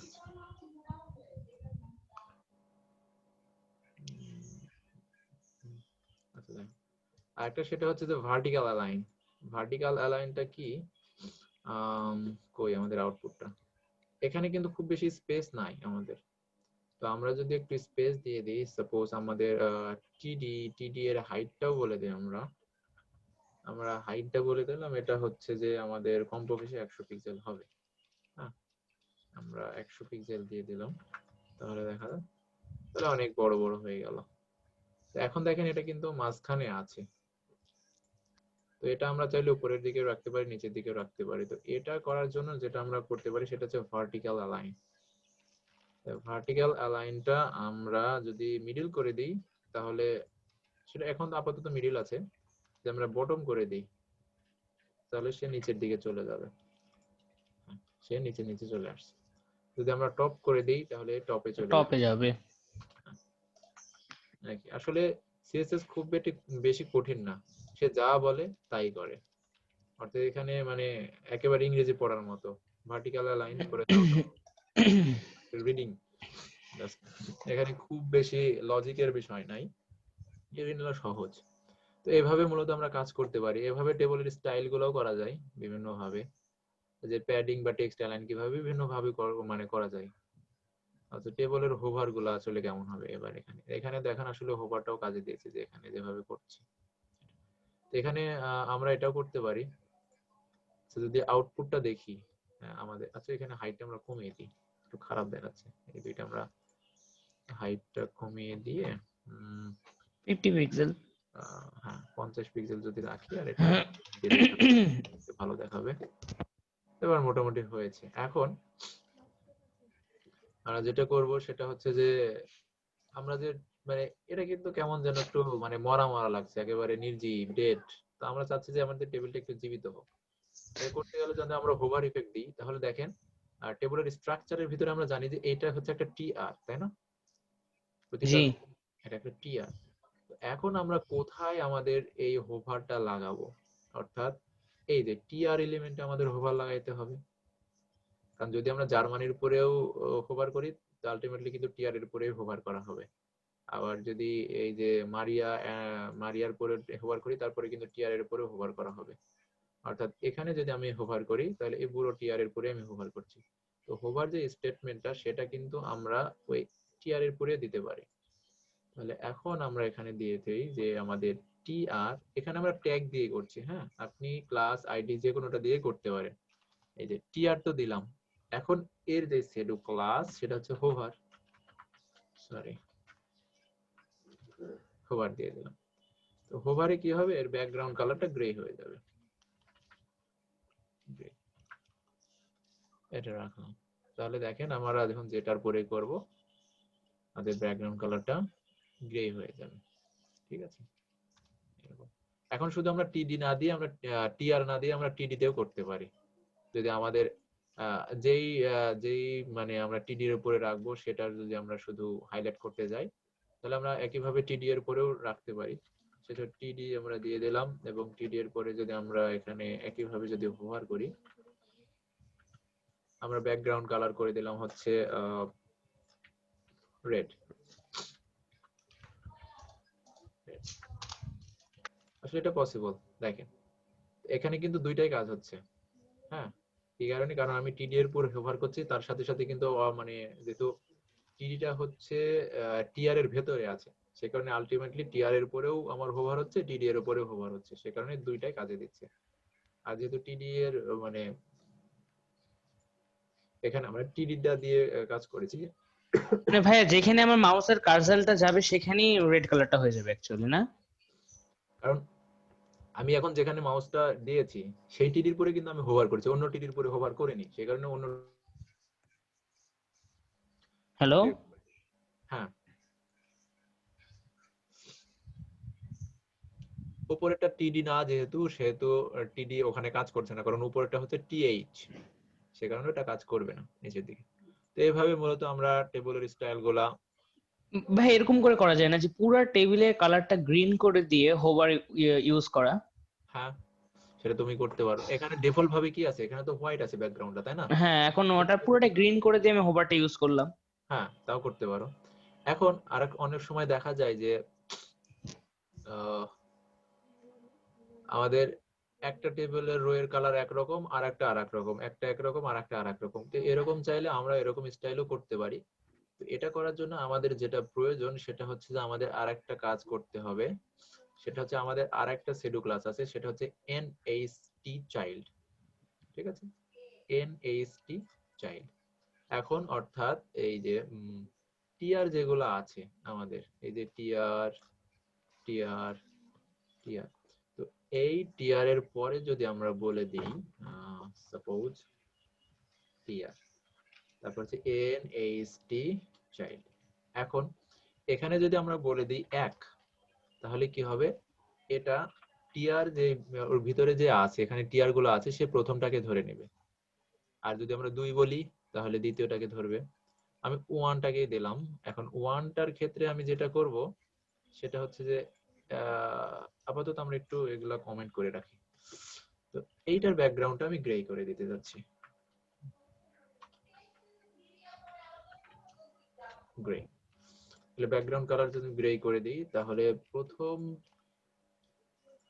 প্রথম টিআর যেটা ছিল তার ব্যাকগ্রাউন্ডটা কিন্তু গ্রে হয়ে গেছে, নিচের দিকে একটা হয়নি। তো একইভাবে এভাবে যদি আমি কপি করে টিআর নিলাম, সেটা হচ্ছে টিআর এর কত নম্বরটা, 2 নম্বর। যাই হোক টিআর এ আমি এখানে 5 নম্বরটা গ্রে করে দেব। ঠিক আছে, তো 5 নম্বরটা কিন্তু গ্রে হয়ে গেল। এভাবে করতে পারি। এখন একটু সিএসএস করে যাবেন। একটা এক এক রকম হবে।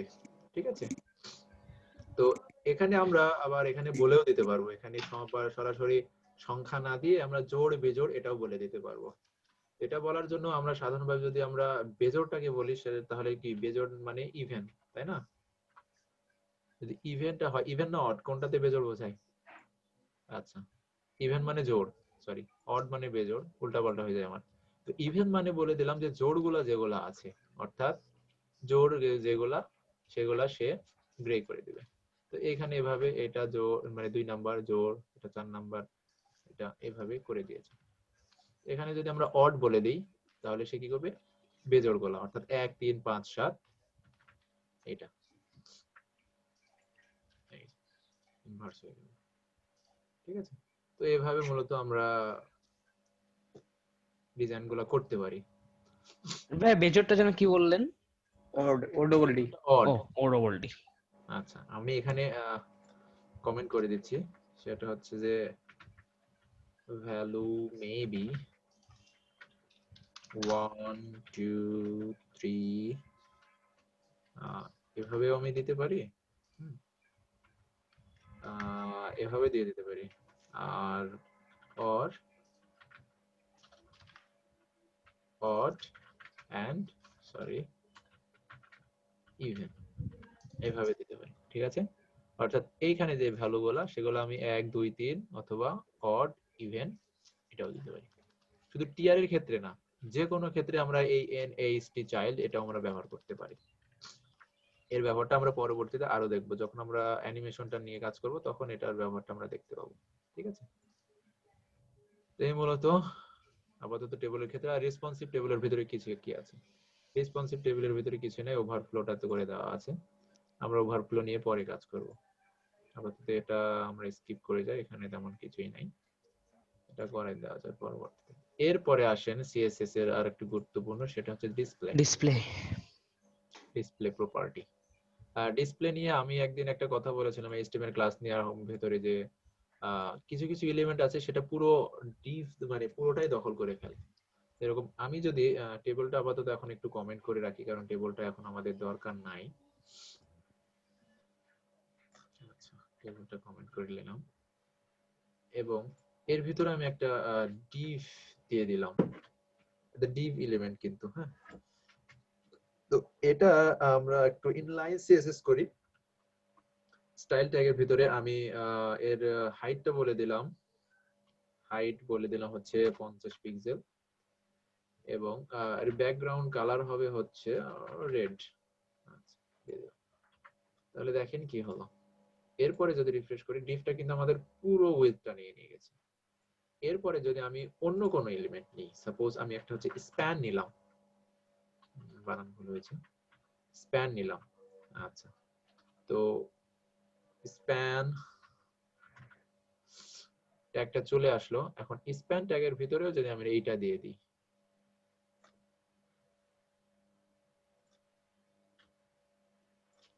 এই স্টাইলটাও আমি স্প্যান ট্যাগের ভিতরে দিয়ে দিলাম, তো আউটপুটটা কি দেখবো? I don't know. স্প্যান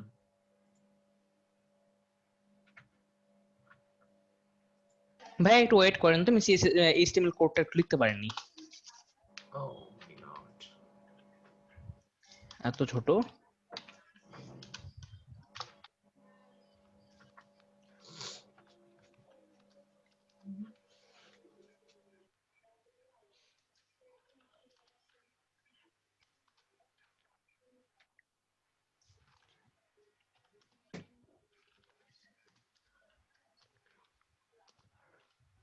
হয়েছে? জি ভাই হয়েছে। আচ্ছা, এখন দেখেন এখানে কিন্তু আমি স্প্যানের কোনো আউটপুট পাচ্ছি না, এই যেটা ছিল সেটা কিন্তু ডিভ ছিল, কারণ স্প্যানটা হচ্ছে ইনলাইন এলিমেন্ট, এ পুরোটা দখল করবে না। আর এই স্প্যানের ভিতরে আমি কিন্তু কোনো কিছু লিখিনি, এই স্প্যানটা কিন্তু সম্পূর্ণ ফাঁকা, সেই কারণে এর ভিতরে যেহেতু কন্টেন্ট ফাঁকা, সেই কারণে এর উইথটাও ফাঁকা, উইথটা 0। এখন এর ভিতরে আমি যদি কোনো কিছু লিখি, তাহলে এইটুকু লেখার জন্য যতটুকু উইথ প্রয়োজন এই স্প্যান ট্যাগটা বা এলিমেন্টটা ততটুকুই উইথ নেবে।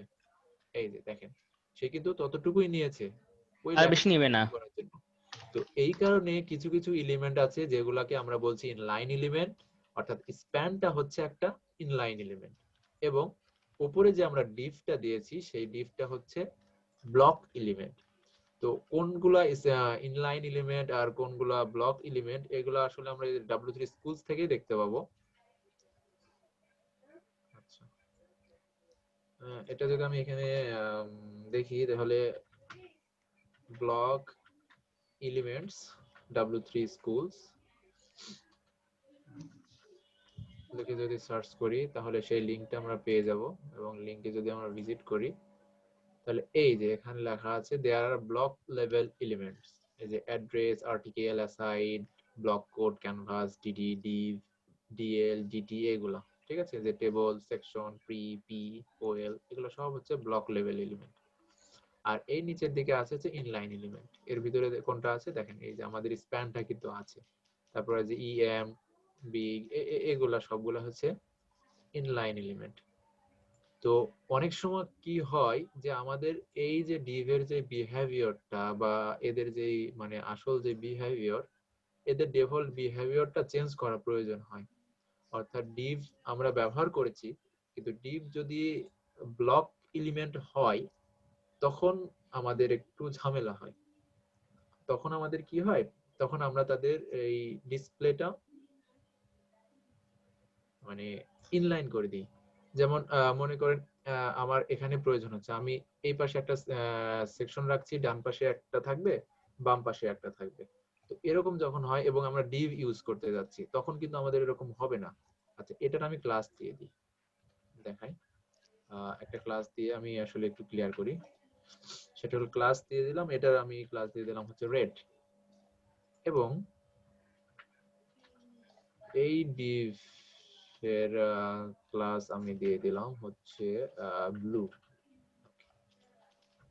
এখন এই এর ভিতরে যাওয়ার পরে আমি এখানে লিখে দিলাম যে আমাদের যত ডিভ আছে, হ্যাঁ, ডিভের উইথ তো 100% নিয়ে নেবে, আমরা চাচ্ছি যে এটা থাকুক 50%, ঠিক আছে। এবং হাইট আমি একটা দিয়ে দিই, হাইট দিলাম হচ্ছে 200 পিক্সেল। ওকে, আচ্ছা, এই হলো ডিভটা। ডিভ যেহেতু দিলাম সেহেতু এখানে আমাদের দুইটা ডিভের ক্ষেত্রে এই কাজটা দিবে, কাজে দিবে। এখন আমি চাচ্ছি রেড এর ব্যাকগ্রাউন্ডটা হবে রেড, একটু আমরা আলাদা করে বোঝানোর জন্য। তো ডট রেড, রেড এর আমরা ব্যাকগ্রাউন্ড কালারটা দিয়ে দিলাম হচ্ছে রেড, আর ব্লু এর ব্যাকগ্রাউন্ড কালারটা আমরা দিয়ে দিলাম হচ্ছে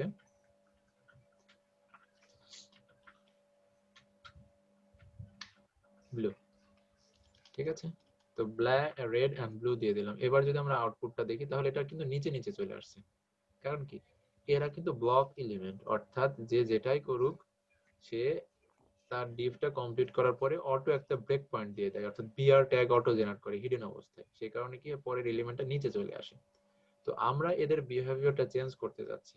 এরকম আমি চাচ্ছি যে এই পাশে এতটুকু তো অর্ধেক থাকবে, আর এই ডিভটা আমি তার ডান পাশে শো করাতে যাচ্ছি। তো যদি ব্লক এদের মানে এদের বিহেভিয়ারটা ব্লক লেভেলের থাকে তাহলে কিন্তু এটা পসিবল না। তো এটা চেঞ্জ করার জন্য আমরা যেটা করব সেটা হচ্ছে এদের ডিসপ্লেটা আমরা ইনলাইন ব্লক। যদি আমরা ডিভের ডিসপ্লেটা ইনলাইন করে দিই তাহলে এবারটা দেখা যাবে। কোথায় গেল? আচ্ছা,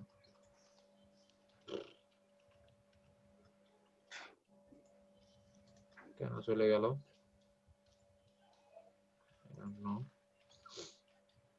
আচ্ছা, আমরা কাজ করি, আমরা যদি এই ডিভের ভিতরে কিছু একটা লিখি, একটা কন্টেন্ট দিয়ে দেখি, টেস্ট করি।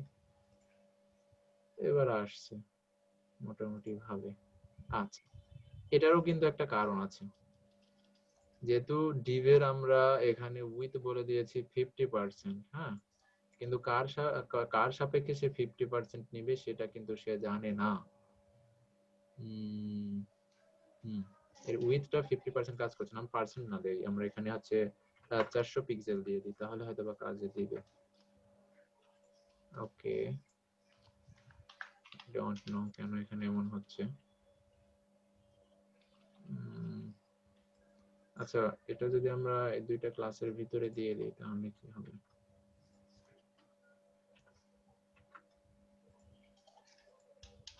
এর হাইট উইথটা কেন জানি কাজ করছে না, I don't know. Display inline, display inline block দিলে কাজ করবে কি দেখি। এবার কাজ করেছে। আচ্ছা, ইনলাইন মানে হচ্ছে যে সে পুরোপুরি ইনলাইনের মতোই কাজ করবে। কিন্তু সে তার ব্লক লেভেল যে বিহেভিয়ারটা সে পুরোপুরি হারিয়ে দেবে। আর ইনলাইন ব্লক যেটা, সেটা হচ্ছে যে সে ব্লক লেভেলে প্রিন্ট করার পরে সাইডে যে একটা ব্রেক এলিমেন্ট দিত সেটা সে দেবে না। তাহলে ইনলাইন একটা প্রপার্টি, আর হচ্ছে ইনলাইন ব্লক আর একটা প্রপার্টি। এইগুলা যদি এখন আমরা ওর ভিতরে দিয়ে দিই তাহলে আমাদের কাজে দিবে। এটা এখানে প্রয়োজন নাই, তো তখন আমাদের এটা আর আবার কাজে দিবে। 50% যদি আমরা দিয়ে দিই তাহলে কাজে দিবে। কিন্তু আচ্ছা এটা কমিয়ে দিই, যদি 40% দিই, 50% কভার হচ্ছে না কারণ ডিফল্ট মার্জিন নিয়ে নিয়েছি সেই কারণে। আচ্ছা ঠিক আছে, তো এই হলো ব্যাপার। তো ঠিক আছে, তো আমরা ইনলাইনটা দেখলাম, ইনলাইন ব্লক দেখলাম। আরেকটা আছে, সেটা হচ্ছে যে ডিসপ্লে নান। যদি আমরা ডিসপ্লে নান করে দিই তাহলে সেটা পুরোপুরি মানে হাইড হয়ে যাবে, অর্থাৎ এখান থেকে হারিয়ে যাবে। ঠিক আছে, তো ডিসপ্লের ক্ষেত্রে মূলত এগুলাই ব্যবহার হয়, ইনলাইন, ইনলাইন ব্লক, তারপর হচ্ছে ডিসপ্লে নান, এভাবে। তো এইভাবে আমরা ডিসপ্লেটা ব্যবহার করতে পারি। আচ্ছা এরপরে কি আছে? এরপরে হচ্ছে যে ম্যাক্স উইথ আর হচ্ছে ম্যাক্স হাইট। ম্যাক্স উইথ এবং ম্যাক্স হাইট বা মিন উইথ বা মিন হাইট, এগুলো আসলে যেমন কাজ তেমনই, অর্থাৎ ম্যাক্সিমাম সে 500 পিক্সেল নেবে, এর বেশি কখনোই নিবে না।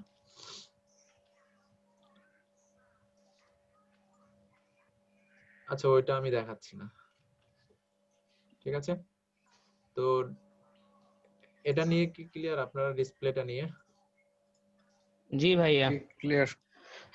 আর কেউ? ভাই একটু HTML কোডে গেলে ভালো হতো, CSS কোডে। যদি কোনো সমস্যা থাকে অবশ্যই বলবেন।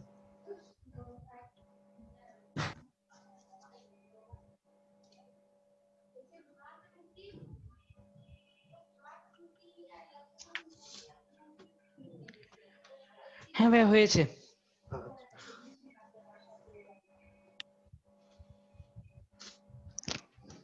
এগুলো নিয়ে আপনারা খুব বেশি বেশি প্র্যাকটিস করবেন, তাহলে যদিও বা কোনো কনফিউশন থাকে কনফিউশন দূর হয়ে যাবে। আর যদি প্রথম হয়ে থাকে তাহলে কনফিউশন থাকাটাই স্বাভাবিক। যাই হোক, এরপরে আমরা পজিশন। আসলে পজিশনটা একটু পরে যাই, তার আগে আমরা ওভারফ্লো দেখে নিলে মনে হয় বেশি ভালো হয়। তাহলে ম্যাক্স উইথ এবং ম্যাক্স হাইটের সাথে আমরা ওভারফ্লোটাও দেখে নিলে একটু ভালো হবে। আচ্ছা,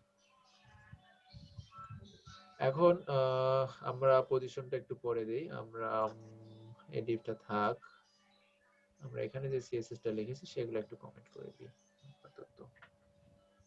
আচ্ছা ভাইয়া, হ্যাঁ এই লেখাটা হাইড করতেছেন কিভাবে? আচ্ছা, আপনি কোন এডিটর ইউজ করছেন? এই এডিটরই তো ইউজ করতেছি। VS code? জি ভাইয়া। এটা যদি আপনি ম্যানুয়ালি দিতে চান তাহলে সিএসএস এর কমেন্ট, এটাকে বলা হয় কমেন্ট। তো সিএসএস এর কমেন্ট দিতে হয় হচ্ছে একটা ব্যাকস্ল্যাশ এবং একটা স্টার। তাহলে দেখেন পুরোটা কিন্তু কমেন্ট হয়ে গেছে, এবং শেষ করতে হয় তার অপোজিট, অর্থাৎ স্টার এবং ফরওয়ার্ড স্ল্যাশ যেটাকে বলা হয়। জি ভাইয়া বুঝেছি। এতগুলো ভাই এটা তো সাবলাইনেও কাজ করে। হ্যাঁ, একইভাবে সিএসএস এর মানে কমেন্ট করার স্টাইল এটাই, কিন্তু এইচটিএমএল আলাদা। তো এভাবে আপনি ম্যানুয়ালি দিতে পারেন। আর আরেকটা হচ্ছে যে সেটা হচ্ছে আপনার এডিটরটা আপনাকে সেভাবে দিয়ে দেবে। সেটা করার জন্য আপনি কি করবেন, আপনি যে লাইনটা কমেন্ট করতে চান সেটা করার পরে কন্ট্রোল দিয়ে শিফটের বাম পাশে একটা বাটন আছে, সেটা হচ্ছে ফরওয়ার্ড স্ল্যাশ, ওটা যদি দিয়ে দেন তাহলে ওই লাইনটা কমেন্ট হবে। ঠিক আছে। জি ভাইয়া। আর যদি আপনি মাল্টিপল লাইন কমেন্ট করতে চান তাহলে সবগুলো সিলেক্ট করবেন, এভাবে মার্ক করবেন, মার্ক করে একই কন্ট্রোল ওই ফরওয়ার্ড স্ল্যাশ। ঠিক আছে। এটা জি সাবলাইমেও কাজ ভাইয়া। করবে, মানে সব এডিটরে এটা কাজ করে আসলে, মানে আইডিই তে সাবলাইম, অ্যাটম, তারপর হচ্ছে ভিএস কোড, তারপরে পিএইচপি স্ট্রাম, সবগুলোতে এটা কাজ করে।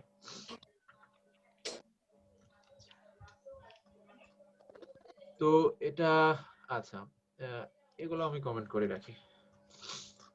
এরপরে আমি আরেকটা ডিভ নেব। হ্যাঁ, এই ডিভের ভেতরে আমি দিলাম হচ্ছে যে এটা হচ্ছে আউটার ডিভ,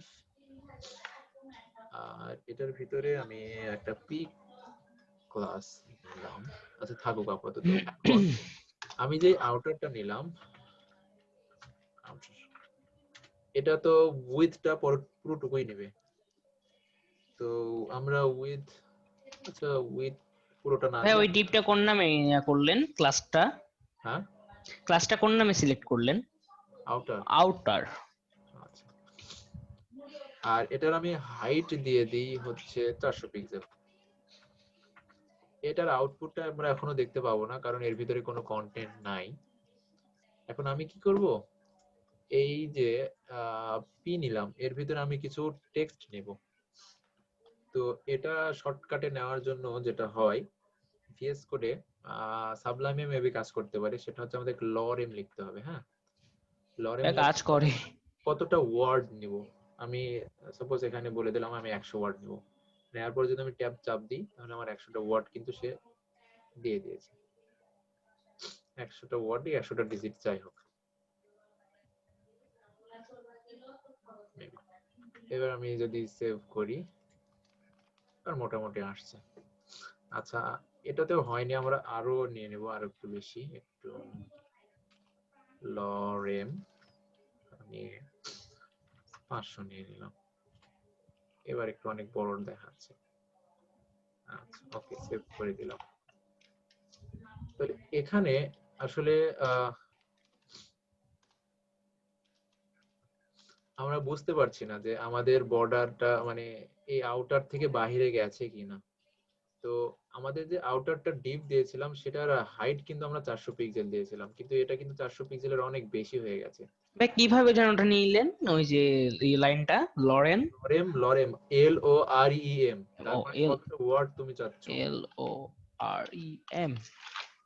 তো এটার ক্ষেত্রে আমরা বাহিরে বের হচ্ছে কিনা আউটারের, সেই ক্ষেত্রে আমরা যেটা করতে পারি সেটা আমরা বর্ডার দিয়ে দিতে পারি একটু। এটার বর্ডার দিয়ে দিব হচ্ছে 1 পিক্সেল সলিড ব্ল্যাক। এইবার যদি আমরা রিফ্রেশ করি তাহলে দেখা যাবে যে আমাদের যে মেইন ডিভটা ছিল সেটা কিন্তু এই যে এখানেই শেষ হয়েছে, কিন্তু ভিতরে যে কনটেক্সটটা সেগুলা কিন্তু বাইরে চলে গেছে। তো এইটাকেই বলা হয় হচ্ছে আসলে ওভারফ্লো। অর্থাৎ এখানে এই যে আউটার যেটা বাহিরে যেটা ডিভটা সেটা হচ্ছে প্যারেন্ট ক্লাস মানে প্যারেন্ট এলিমেন্ট, এবং এর ভেতরে যে পি এলিমেন্টটা আছে সেটা হচ্ছে চাইল্ড। তো অনেক সময় এমন হয় যে আমাদের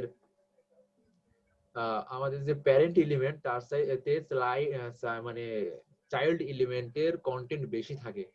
তো এটা করার জন্য আমরা অনেক সময় অনেক ডিজাইন করে থাকি, যেরকম আমি করেছিলাম হচ্ছে আমাদের ফারজাক্স টেকনোলজির এই ওয়েবসাইটে। যদি আপনাদেরকে দেখাই তাহলে ক্লিয়ার হয়ে যাবে। এই যে দেখেন এখানে, হ্যাঁ, এই যে পুরোটা ডিপ ছিল তার ভিতরে যে আমি ক্লাসগুলো রেখেছি সেগুলোর কন্টেন্ট কিন্তু অনেক বেশি। তো এই যে এই ডিপ গুলার হাইট গুলো সমান রাখার জন্য আমাকে এই কাজটা করতে হয়েছে, মানে ডিজাইনটা সুন্দর করার জন্য। তো এইরকম যখন আমরা করব তখন টেক্সট গুলো তো অনেক বেশি, যদি আমি ওইরকম করতাম তাহলে বাইরে বের হয়ে যেত, দেখতে খারাপ দেখাতো, এই ডিজাইনটা অনেক খারাপ দেখাতো। তো এইটা করার জন্য এইখানে আমরা ওভারফ্লোটা ব্যবহার করেছি। তো এখানে যে ওভারফ্লোটা ব্যবহার করেছি এইটা আমরা এইভাবে করতে পারি। সাপোজ এখানে ওভারফ্লোর ক্ষেত্রে আরো কিছু কিছু আমরা কাজ করতে পারি, তো এইভাবেই। হ্যাঁ, তো ওভারফ্লোর প্রপার্টি আসলে আমরা ওই সকল জায়গাতে ব্যবহার করতে পারি। তো কি কি প্রপার্টি আমরা ওভারফ্লো প্রপার্টির জন্য কি কি ভ্যালু ব্যবহার করতে পারি? প্রথমে ওভারফ্লো এইটা আমরা লিখে নিই। তো ওভারফ্লোর ক্ষেত্রে আমি দিয়ে দিলাম হিডেন, অর্থাৎ বাইরে যতগুলা যাবে সবগুলা সে হাইড করে ফেলবে। এবং যদি যাই এবং দেখি, অর্থাৎ এর বাইরে দেখেন, এর বাইরে যা আছে আমরা কিন্তু আর দেখতে পাচ্ছি না, অর্থাৎ পুরোটা হিডেন করে ফেলেছে। এখন এখানে কিন্তু আমরা স্ক্রলও করতে পারছি না, কিন্তু আমাদের তো কন্টেন্ট গুলো দেখা দরকার। তো এটা করার জন্য ওভারফ্লো হিডেন এর চাইতে আমাদের আরেকটা ভ্যালু আছে, সেটা হচ্ছে স্ক্রোল। যদি আমরা ওভারফ্লো স্ক্রোল করে দেই তাহলে কি হবে, যখনই এর চাইতে বেশি হয়ে যাবে তখন সে সেখানে একটা স্ক্রোল বার অ্যাড করে নেবে। এই যে ভিতরে সে স্ক্রোল ভাই বার একটু সিএসএস কোডে যাবেন। অ্যাড করে নিয়েছে। হ্যাঁ,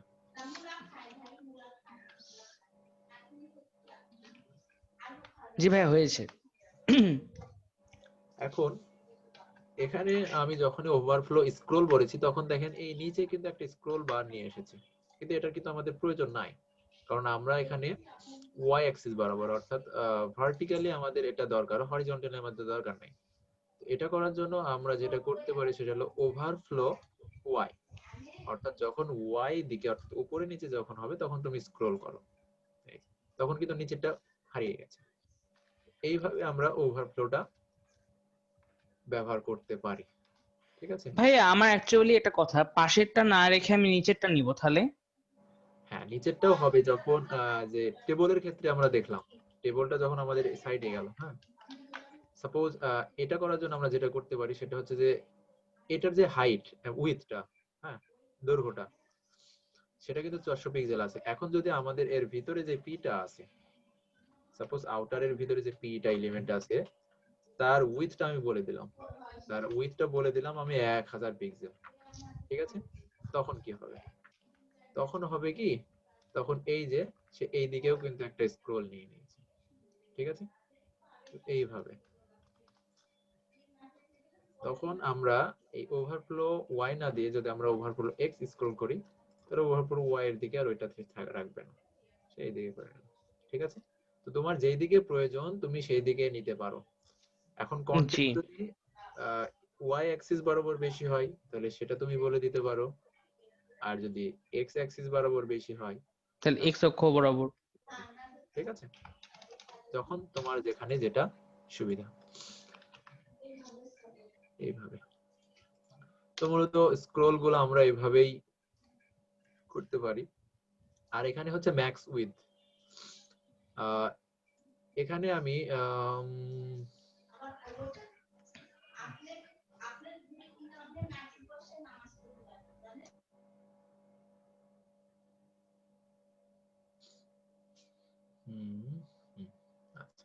ম্যাক্স উইথটা বোঝানোর জন্য উইথ আর ম্যাক্স উইথটা হচ্ছে ডিফল্ট। এটা যদি আমি এখন এখানে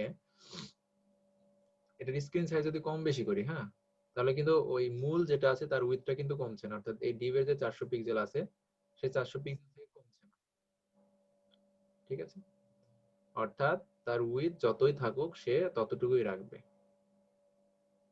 এখন এখানে যদি আমি বলে দিই যে আউটারের উইথটা না, এখানে আমি বলবো ম্যাক্স উইথ।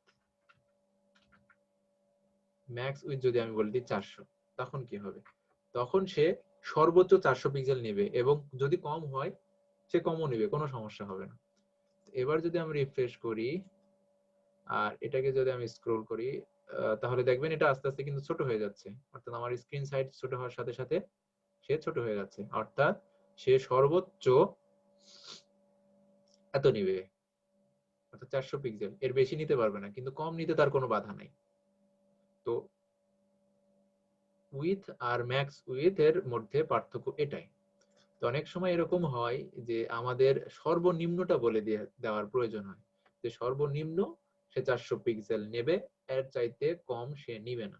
তো এটা করার জন্য যেটা আমরা করতে পারি সেটা হচ্ছে আমরা মিন দিয়ে দিতে পারি, অর্থাৎ মিনিমাম সে 400 পিক্সেল নেবে। এবার যদি আমরা রিফ্রেশ করি তাহলে দেখবেন সে পুরোটা নিয়ে নিয়েছে, তার উইথটা কিন্তু পুরোটাই হয়ে গেছে। এই যে, কারণ তাকে কিন্তু বেশি নিতে আমরা নিষেধ করিনি, কিন্তু আমরা বলে দিয়েছি তুমি সর্বনিম্ন এত নিবে, বেশি নিতে পারো, কোনো সমস্যা নেই, কিন্তু এর চাইতে কম নেওয়া যাবে না।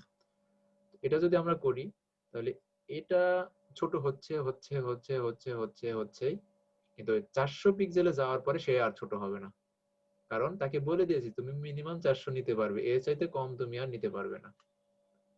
তো মূলত with, minimum with, height, minimum height, maximum with, এটাই কাজে দেয়। অর্থাৎ উইথ শুধু যদি আমরা উইথটা বলে দিই, আমি একটু রিক্যাপ করি, যদি আমরা উইথটা বলে দিই তাহলে সে সেই অবস্থায় স্ট্যাটিক থাকবে, তার বেশিও নেবে না কমও নেবে না। যদি আমি ম্যাক্স উইথটা বলে দিই তাহলে সে সর্বোচ্চ 400 পিক্সেল নেবে, তার চাইতে কম নিতে তার কোনো বাধা নাই, কিন্তু 400 পিক্সেলের বেশি সে নিতে পারবে না। যদি আমি মিনিমাম উইথটা ব্যবহার করে থাকি তাহলে সে সর্বনিম্ন ওই উইথটাই নেবে, তার বেশি নিতে কোনো বাধা নাই। তো এগুলো আসলে থিওরিটিক্যালি বললে একটু উল্টাপাল্টা হয়ে যায়, সেই কারণে আপনারা যদি কোড করে এভাবে নড়িয়ে নড়িয়ে দেখেন তাহলে অনেকটা ভিতরে আপনাদের ঠিক হয়ে যাবে। তো এই তো মূলত ছিল আমাদের ম্যাক্স উইথ আর আচ্ছা, পজিশনটা নিয়ে আমি গতকালকে আগামীকালকে আলোচনা করব, কারণ পজিশনটা অনেক ইম্পর্টেন্ট একটা বিষয় আর একটু বুঝতে সমস্যা হয়। তো এখান থেকে আমি ইনলাইন ব্লক, আচ্ছা ব্লক ডিসপ্লে তো দেখালাম, ইনলাইন ব্লক এটাও মোটামুটি হলো। অ্যালাইন, পজিশন কি আপনারও সমস্যা হয়েছিল? হ্যাঁ পজিশন একটু অ্যাডভান্সের ভিতরে পড়ে, তো প্রাথমিক পর্যায়ে বুঝতে একটু সমস্যা হয়, বিশেষ করে অ্যাবসলিউট আর রিলেটিভ এই দুইটা নিয়ে কনফিউশন থেকেই যায়। আচ্ছা সমস্যা না, এটা আমি ক্লিয়ার করার চেষ্টা করব। তো অ্যালাইনটা নিয়েও আমরা আসলে কথা বলেছি। হ্যাঁ, হ্যাঁ ভাই, টেক্স অ্যালাইন, সেন্টার, মার্জিন, এটা জাস্টিফাই। আচ্ছা এইগুলা এই এই এই সিলেক্টর গুলা নিয়ে এটা নিয়ে আলোচনা করা হয়নি। আচ্ছা এটা নিয়ে আলোচনা করব। এটা নিয়ে আলোচনা করেছি আমি, অর্থাৎ ডিবের ভিতরে যে পিটা আজকেই দেখিয়ে দিলাম। হ্যাঁ এই যে এই যে অর্থাৎ এটা হচ্ছে প্যারেন্ট, তার ভিতরে চাইল্ড হচ্ছে পি। এখন আচ্ছা আমি তাহলে এই দুইটার ভিতরে পার্থক্যটা মানে বুঝিয়ে দিই কেমন। আচ্ছা তাহলে এটা আমি এগুলো একটু কমেন্ট করে রাখি, আমি ডিলিট করছি না, আমি কমেন্ট করে রাখি, তাহলে পরবর্তীতে আপনারা আনকমেন্ট করে আপনাদের বুঝতে সুবিধা হয়। ওকে ওয়েট, ওকে কমেন্ট করে দিলাম।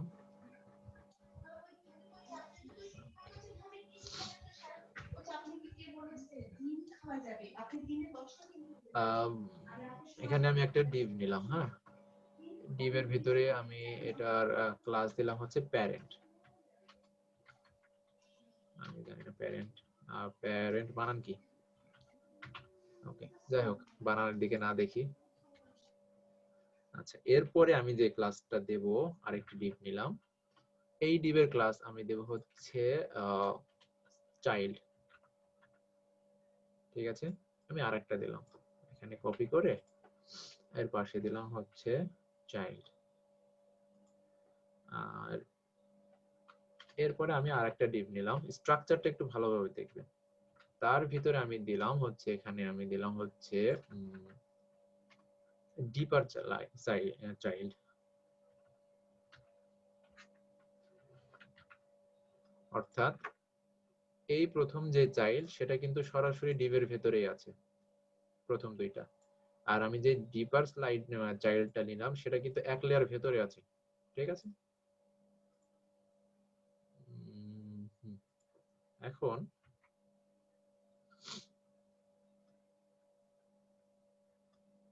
এটা করার জন্য আমি যেটা করব সেটা হচ্ছে যে আমি ডট প্যারেন্টটাকে নিই।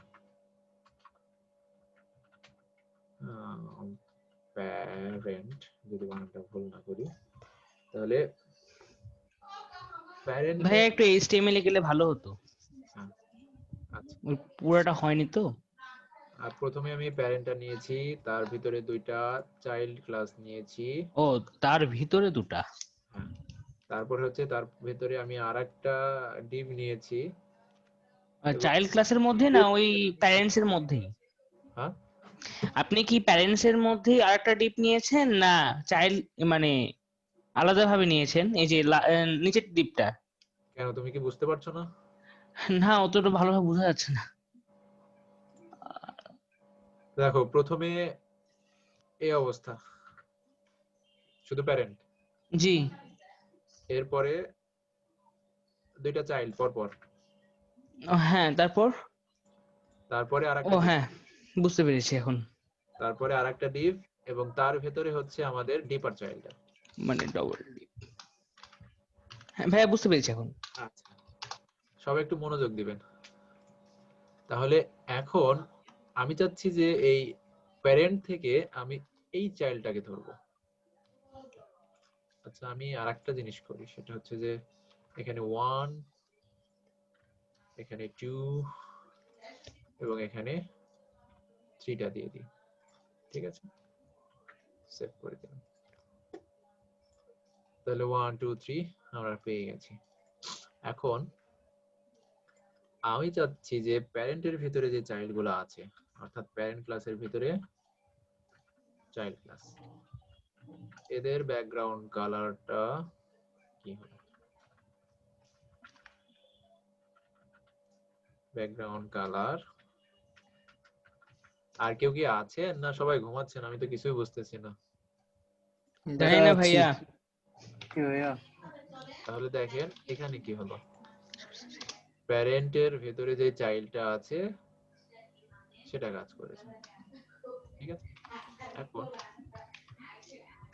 আমি যেটা করব, আউটপুটটা দেখেছেন তো, দুইটা 1 2 দুইটার ক্ষেত্রে কিন্তু ব্যাকগ্রাউন্ড কালারটা কাজ করেছে। ভাই একটু যাবেন সিএসএস এ। শেষে কিছুই করিনি, জাস্ট প্যারেন্টের চাইল্ডে আমি এটা দিয়ে দিয়েছি। প্যারেন্টস।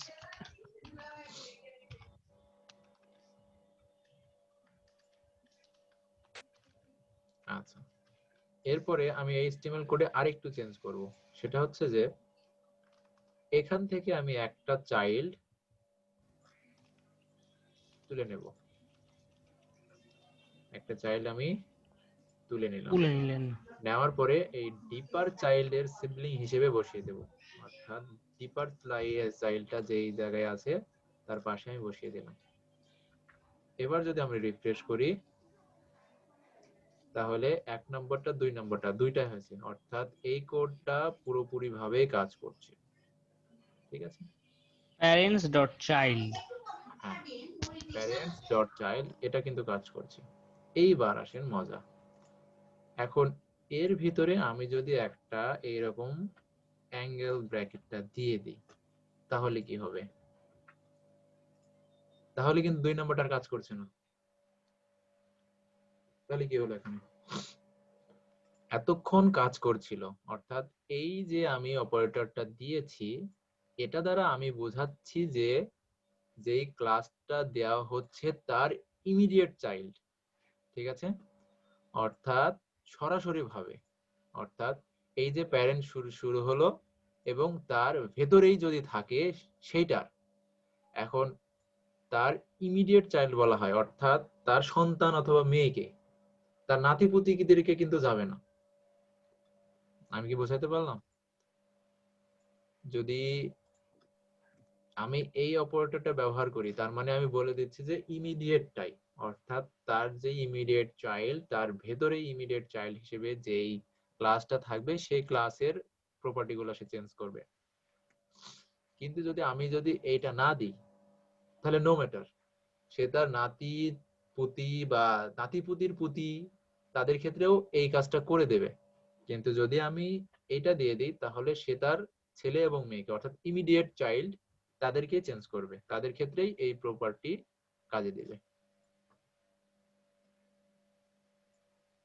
আচ্ছা, এটা বোঝানোর জন্য আমি আরেকটা যেটা করব সেটা হচ্ছে যে দেখেন ডট প্যারেন্ট এর ভিতরে আমি ডিপার চাইল্ড এটার ব্যাকগ্রাউন্ড কালারটা যদি আমি ব্লু করে দিই তাহলে কি হবে? তাহলে কিন্তু ব্লু হয়েছে, এটা কাজ করছে। কিন্তু এখানে কই আমাদের HTML ফাইলটা কই? এখানে কিন্তু ডিপার চাইল্ডটা কিন্তু তার ইমিডিয়েট চাইল্ড না, অর্থাৎ এই ডিভ এর ভিতরে কিন্তু আরেকটা ডিভ আছে, এই যে এটা হচ্ছে তার মানে ইমিডিয়েট চাইল্ড, এই ডিভটা। তাহলে এই ডিভের চাইল্ড হিসেবে এটা আছে, অর্থাৎ আমরা যদি এটাকে দাদা ধরি তাহলে এটা হচ্ছে বাবা আর এবং এইটা হচ্ছে তার নাতি। অর্থাৎ আমরা যদি কোনো এর চিহ্নটা না ব্যবহার করি তাহলে মূল যে ক্লাস তার ছেলে, তার নাতি, তার নাতি এভাবে যত ভিতরেই থাকুক সে কাজ করবে। কিন্তু যদি আমি এই চিহ্নটা ব্যবহার করি তাহলে কি হবে? তার ইমিডিয়েট চাইল্ড অর্থাৎ তার ছেলে মেয়ের সম্পর্ক যাদের সাথে তাদের প্রতি এই প্রপার্টি গুলা কাজে দিবে। আমি কি ক্লিয়ার করতে পারলাম? হ্যাঁ ভাই। সবাই ক্লিয়ার? একটু আওয়াজ দিবেন। জি ভাইয়া। ওকে, হ্যাঁ ভাইয়া ক্লিয়ার। প্র্যাকটিস করবেন ভালোভাবে। তো এই তো মূলত এইগুলাই ছিল আপাতত। আচ্ছা, এখানে প্লাস পি এটার কাজ কি দেখি। আচ্ছা,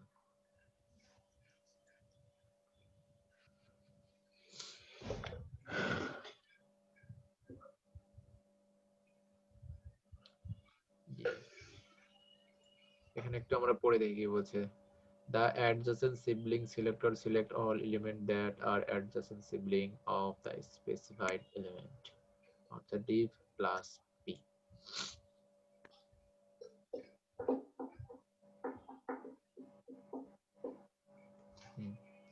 প্রথম p এর ভিতরে হয়নি, p in the div, p in the div, p in the div.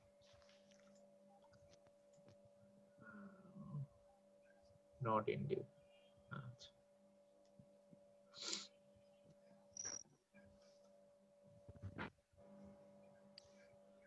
not in div. হ্যাঁ। অর্থাৎ div যেটা আছে সেই ডিভটা শেষ হয়ে যাবে, শেষ হওয়ার পরে যে পি এলিমেন্টটা আছে সেটার সিবলিংটা বোঝাবে। হ্যাঁ, অর্থাৎ ডিভ এর পরে, এখানে ডিভটা শেষ হয়ে গেছে, ডিভ এর পরে যে পি এলিমেন্টটা আছে সেটা এখানে কাজে দিচ্ছে। আসলে এগুলো অতটা কাজে দেয় না, আমরা খুব কম ব্যবহার করে থাকি। আর এরপরে যেটা আছে সেটা হচ্ছে সবগুলাই সিলেক্ট অল এলিমেন্টস আর সিবলিং। এটা হলে দেখা যাবে যে ডিভের পরে এই পি এলিমেন্টটা আছে সেটাকেও সে মার্ক করেছে, এবং পরবর্তীতে একটা পি এলিমেন্ট আছে সেটাকেও সে মার্ক করেছে। অর্থাৎ এটা দ্বারা যেটা বোঝায় সেটা হচ্ছে যে মানে ডিভ এর পরেরটা। হ্যাঁ, যদি আমরা প্লাস চিহ্ন দেই তাহলে ইমিডিয়েট পরেরটা, আর যদি এরকম এই যে মানে চলতেই থাকবে, ডিভ এর পরে যতগুলো পি থাকবে সেগুলোতে মনে চলবে না, সেগুলাইতে চলবে। হ্যাঁ, তো এই নিচের দুটো আসলে সেভাবে অতটা আমরা ব্যবহার করি না, ওই উপরের দুইটা আমাদের বেশি ব্যবহার হয়। তো আপনারা শেখার জন্য প্র্যাকটিস করতে পারেন, কোনো সমস্যা নাই। এগুলো আসলে অনেক অ্যাডভান্স লেভেলের, এগুলা সাধারণভাবে ওয়েবসাইট তৈরি করতে গেলে হয় না, কিন্তু আপনি যদি বুটস্ট্র্যাপ বা সিমেন্টিক ইউআই এর মতন বড় বড় লাইব্রেরি তৈরি করতে চান তখন এগুলা কাজে দিবে। আমাদের অত বড় যেহেতু তৈরি আছে, আমাদের করার প্রয়োজন প্রয়োজন হয় না। এগুলো আপনি জেনে রাখতে পারেন যে কোনটা কিভাবে কাজ করতে পারে, জ্ঞান রাখার জন্য অবশ্যই আপনি জানতে পারেন, সেটা তো সবসময় অ্যাভেলেবল। এই আপাতত এগুলা। তো এই যেগুলো আজকে আমরা ক্লাস করলাম এগুলা নিয়েই আপনারা সামনের দিনে প্র্যাকটিস করবেন। হোম টাস্ক থাকবে না নিয়ে আলোচনা করব। ভাইয়া? হোম টাস্ক থাকবে কি আজকে কোনো আসলে হোম টাস্ক দিচ্ছি না, যেগুলো আমি দিলাম কেন? এগুলোর উপর তো কোনো হোম টাস্ক হবেও না। হ্যাঁ, আসলে এর ভিতরে আমি কিভাবে দেব? তো মূলত আমরা আরো কিছু টপিক করার পরে আমরা হয়তোবা দুই একটা প্রজেক্ট করতে যাব, তখন আমরা হচ্ছে যে আরো এই যে এরকম অনেক সুন্দর সুন্দর কমপ্লেক্স ডিজাইন গুলো আমরা করে দেব, আসলে যে কিভাবে করা যায় এগুলা নিয়ে আসলে পজিশনটা নিয়েও অনেক কাজ করা আছে, আবার এখানে রোটেট অনেক বিষয়গুলো কাজ আছে, এগুলো আমরা একটু অ্যাডভান্স লেভেলের আছে, এগুলো শেখার পরে আমরা এরকম কাজ করা শিখবো। আচ্ছা, তাহলে আজকে ক্লাস এই পর্যন্ত। আজকে ক্লাসে যতগুলো টপিক ছিল সবাই তো ক্লিয়ার? জি ভাইয়া। আচ্ছা, যদিও বা পরবর্তীতে করতে গিয়ে কোনো সমস্যা হয় তাহলে অবশ্যই গ্রুপে নক দিবেন, আর যদি গ্রুপে নক না দিয়ে যদি আমাকে সরাসরি নক দিতে পারেন কোনো সমস্যা নাই ফেসবুকে। ভাই আপনি ফেসবুক পেজটা একটু দিবেন, মানে ফেসবুকের আইডিটা। আচ্ছা, ফেসবুকের আইডি আমি মানে একটু আছি সবার সাথেই, মানে যে গ্রুপটা আছে ওখানে আই মাসুম এটা লিখে সার্চ করলে পেয়ে যাবে আশা করি। আচ্ছা, তাহলে আজকে এ পর্যন্তই। আল্লাহ হাফেজ, সবাই ভালো থাকবেন। ভাই আপনি ফেসবুকে, হ্যালো হ্যাঁ ভাই, আপনি ফেসবুক ওয়েবসাইট মানে আইডিটা একটু মেসেঞ্জারে একটু লিখে দিলে ভালো হতো। গ্রুপেই তো আছে, মেম্বার গেলে পাবো। ঢুকেছে? ও আচ্ছা, ঠিক আছে, সমস্যা নেই। ওকে, আল্লাহ হাফেজ। আচ্ছা ঠিক আছে ভাই।